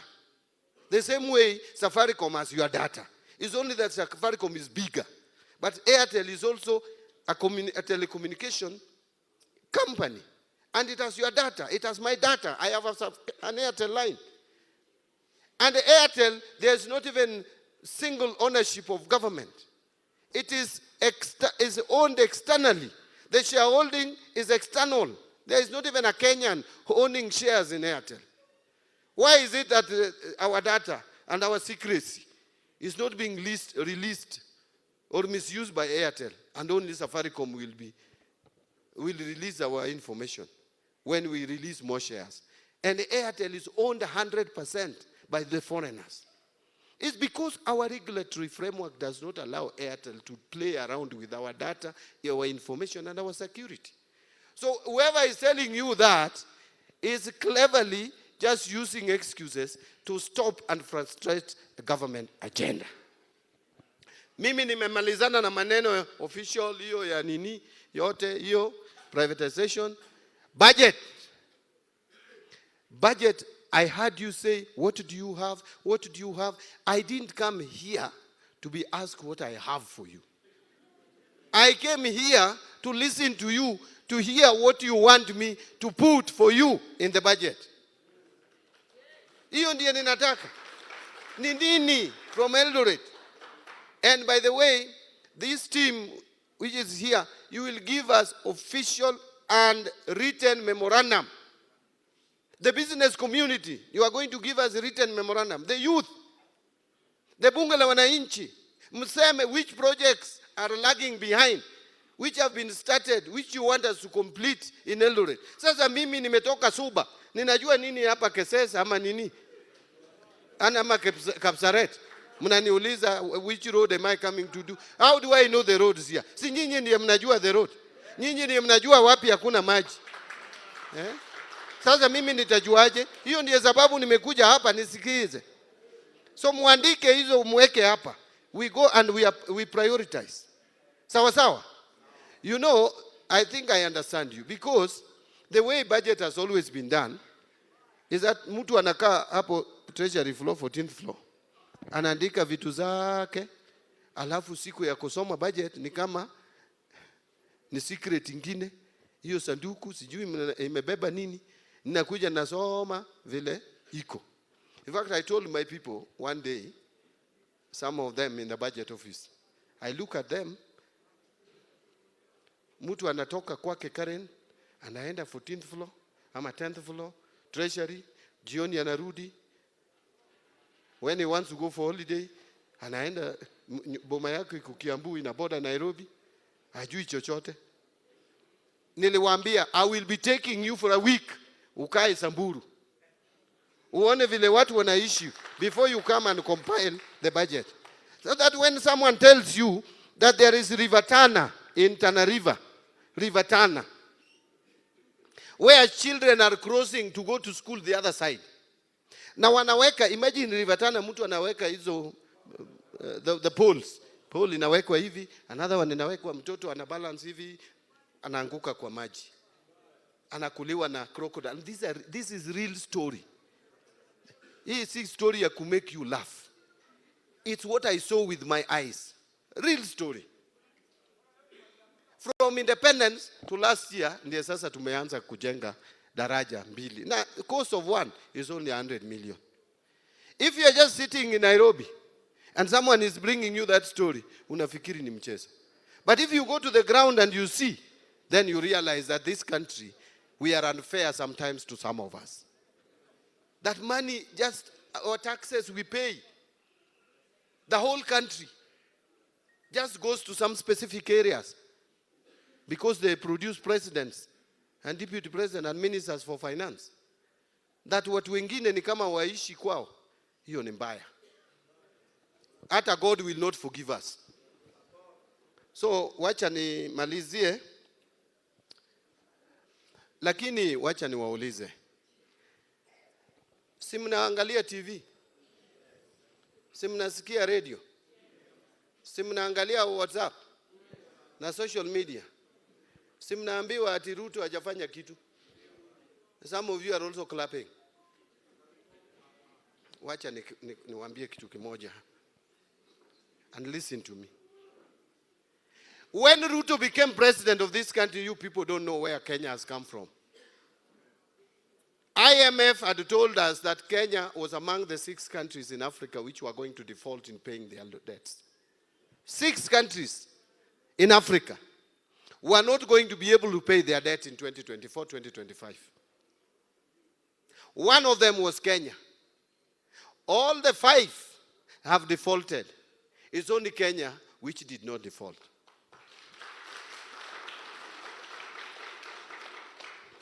Ethiopia defaulted. Ghana defaulted. Si mnajua hiyo? Gambia defaulted. Mozambique defaulted. Chad defaulted. Kenya did not default. Na mjui kudefault ni nini? Let me tell you, if a country defaults, si kama wewe umedefault kulipa deni ya jirani yako. Iko tofauti. It is not even like defaulting in paying mshwari. Ama ile ingine inaitwa nini? Si kama ya Hustler Fund. Hiyo mnaweza cheka na wale wamekupea hiyo pesa. If you default in paying your loan, IMF and World Bank will be the first one to arrive in the country. Because they also have given us loans. And when they arrive, they are taking you to a route we call Paris. My friend, this is what will happen. First, they will tell you, jingiza kwa matope. Tutawatoa kwa matope. On condition. Number 1, salary ya all civil servants, starting with the president, half. Staff in your public service, una reduce by half. Chiefs, mukona ngapi? 10,000, 5,000. MCA ni wangapi? 1,450 wards, half. Wabunge ni wangapi? 290 constituencies, half. Walimu ni wangapi? Sijui 400 and what thousand, half. Capitation mnaweka ngapi? Ni hivi, half. I am not giving you idle talk. That is how countries which have defaulted have been treated. Is that what you wanted for Kenya? When Ruto became president, inflation in this country was at 9.6%, going to double digit. When Ruto became president, My friend, we had forex reserves of only 3 months of import cover. Today it is 5.3 months, even beyond the target of 4 months. Today inflation is below 5%. Today interest rates, you say that interest rates are still high. It is true they are high, and we are working to make sure they are lowered further. But 1 year ago, average interest rates, if you went to the bank, was 17.2. Today it is 14.9. And we want it to go down to 12%, if not to single digit. Banks have been giving us loans like Shylocks. There was no difference. Because if banks can give you loan at 26, 28%, and Shylocks are also giving you at 30%, what's the difference? But we have managed some liability. And just allow me to say this, I know time imeenda. But I want to tell you, the people who are saying that the government is not doing anything. I went into that office, I lost weight in 2 months. Na hisi kitu ya kucheka, karibu nikufe. So you need not to laugh when I was about to die. Please, sympathize with me. The reason why I lost weight is because unaingia kwa ofisi, inafika 15th of the following month na hata hujamaliza kulipa mshahara ya wafanyikazi wa serikali. Deni inakuja, you don't know where to pay it from. That is what happened in 2024 when the shilling exchanged to the dollar at 160. Do you know what happened? We had a loan we were to pay in June 2024. And by February, Kenya did not know where they were going to get money to pay 260 billion euro bond. Somebody sat somewhere and said, my tenure is coming to an end. I don't care about that loan, which will come in 2024. If anything, I'm leaving office on the 9th or 10th of September, or I don't know which date exactly, of 2022. He didn't care. So when we sat with the president, we agreed we are not going to be that careless again. That is why last year, we decided to repay Eurobond of 2027. It's due in May 2027, lakini tulilipa last year. Again, in September, we decided that the loan which is coming in 2028, we are also paying it. And we paid it last year, the loan of 2028. So for now, I will tell you, we can sit pretty that the only pressure we have is the loan of 2031. Not between now and 2031, we don't have that pressure anymore. That is the forward thinking of leadership. And no one will tell you that because they don't want you to hear. If Ruto wanted to be careless, he would say, 2028 is after my second term election. I will deal with it later. But we said no. Even if we make it second term or not, let whichever government is going to be there in 2028 not go through the same thing that this government went through when they came in 2022. And that is why I know when we start a conversation with Kenyans, those people who are talking about one term, you will realize how foolish you are when we start engaging with Kenyans and they get to understand what we have been able to do and they all say 2 term, utawachwa kwa mata. So, let me say it, and I want to repeat, and I'm not telling you things that I've cooked. I am talking about reality. Even these things they talk about SHA, it is brave, it is courageous.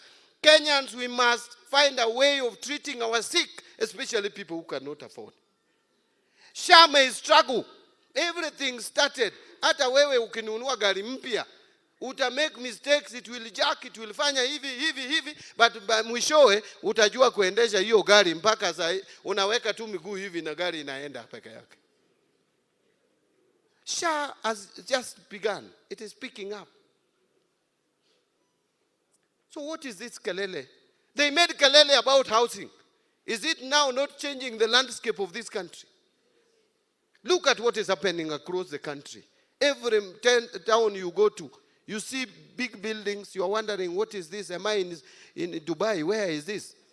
Kenya is construction site because of housing. So what we need to do is just to think about middle income earners and we help them come up kidogo. Mishahara yao iende juu kidogo. Hiyo tu. And then we get our second term. Na tutapata. Who told you I want to be Minister for Finance for only 2 years? Who said that? Kuna mtu alisema hiyo? And then, where is the alternative? Mimi nauliza, alternative iko wapi? The people who are talking about replacing President Ruto are people who, when they wake up, they think one region. Wanakula lunch, one region. Wanakula supper, one region. Hata usiku, hata wakilala kwa kitanda, hata nashangaa mabibi zao wanasema nini? Kama fikira yote iko kwa one region. Saa ngapi wanafikiria hata mabibi zao? Mlima, mlima. And we love watu wa mlima. And they have made a contribution. There is no community which is more enterprising than the people from the mountain. And by the way, they have led this country with distinction, especially Mwai Kibaki. And we love them. We cherish them. We live in one country. But one individual should not make us have a negative opinion about a whole region. It's one rogue person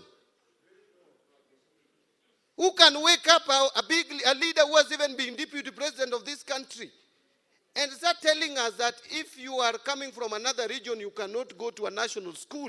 And the school is called national in their region. And yet, let me ask you, you think people of Mount Kenya or Central are the ones who have built Alliance or Mango? Is it the Luos and the lawyers who have built Maseno? We have all contributed. The taxes from Western Gishu have built Maseno, Maranda. Those are national schools. Alliance, Mangu, Lenana, national schools. Sasa mtu anaongea kama mtoto. Hata unashangaa huyu akili yake. In fact, I am sympathizing with people who are following that gentleman. I am sympathizing with you. If you are doing it on tribal, woe unto you. Shame on you.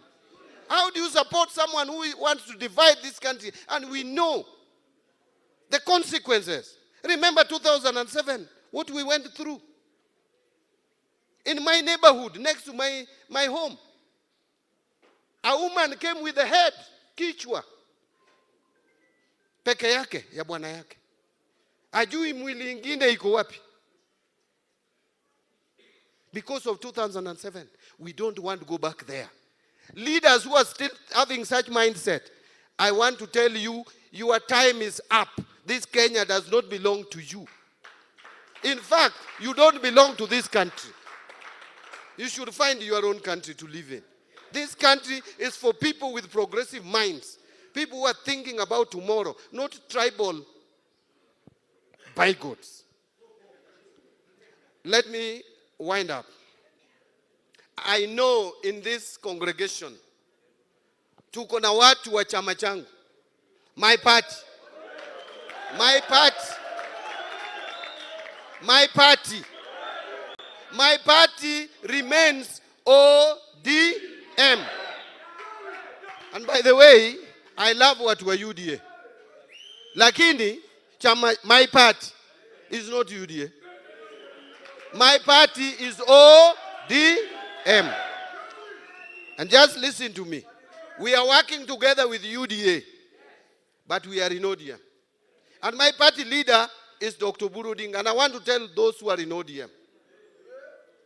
What has made ODM what it is today is the respect that we have given the party leadership of ODM.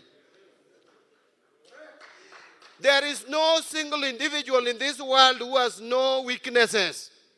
Even our departed hero had his weaknesses. Those of us who lived or worked closely with him know.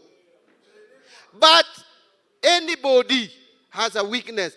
Our role as a party is to fortify and strengthen our new party leader, who is our symbol of unity. But again, let me tell you what we're ODM. Our only route to leading this country as a party is through working with William Samoei Ruto.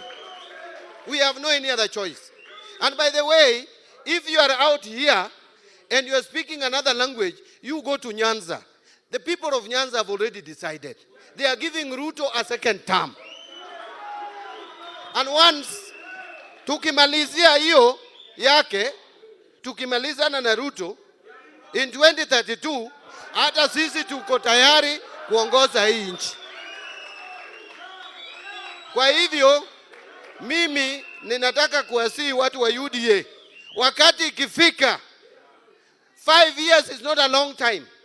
6 years is not a long time. Tutawapea, we will give you second term. We will give Ruto second term, not just because he's Ruto, but because of what we have seen he has done and how he has tried to unite this country. Which president anywhere in the world can take Ministry of Finance and give someone who did not campaign with him? It's only the courage of one person. He's the only one who has a rare courage. And for that reason, some of us are ready. Remember, some of us have been salivating to also be able to manage the resources of this country. And 17 ministers have been in office. Ngoja. 17 ministers have been in office. The 18th one, ndiye sasa amekuwa mbadi. In this country, we have had so many attorney generals. And the region where I come from produces some of the best brains in the legal field.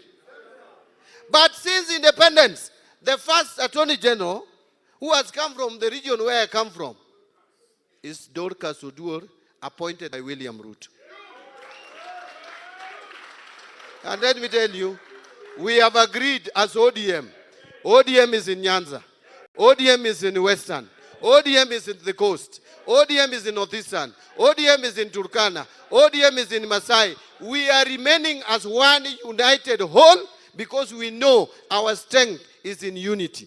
The Luyas and the Luos and the coastal people, we must remain together. And the party ODM does not belong to the Luo community. Luos who are here, remember, Luyas are supporting ODM. Remember, Turkanas are in ODM. Remember, Masais are in ODM. Remember, even Kalenjins were originally in ODM before they went to UDA. So we are a national party led by national leaders. Oburu will remain our leader. The time will come when we are going for presidency as a party. We are going to come out very strongly and you will pick the best based on performance, track record, and all that is required of a leader, and we will go for it. Otherwise, I want to end there. Ninataka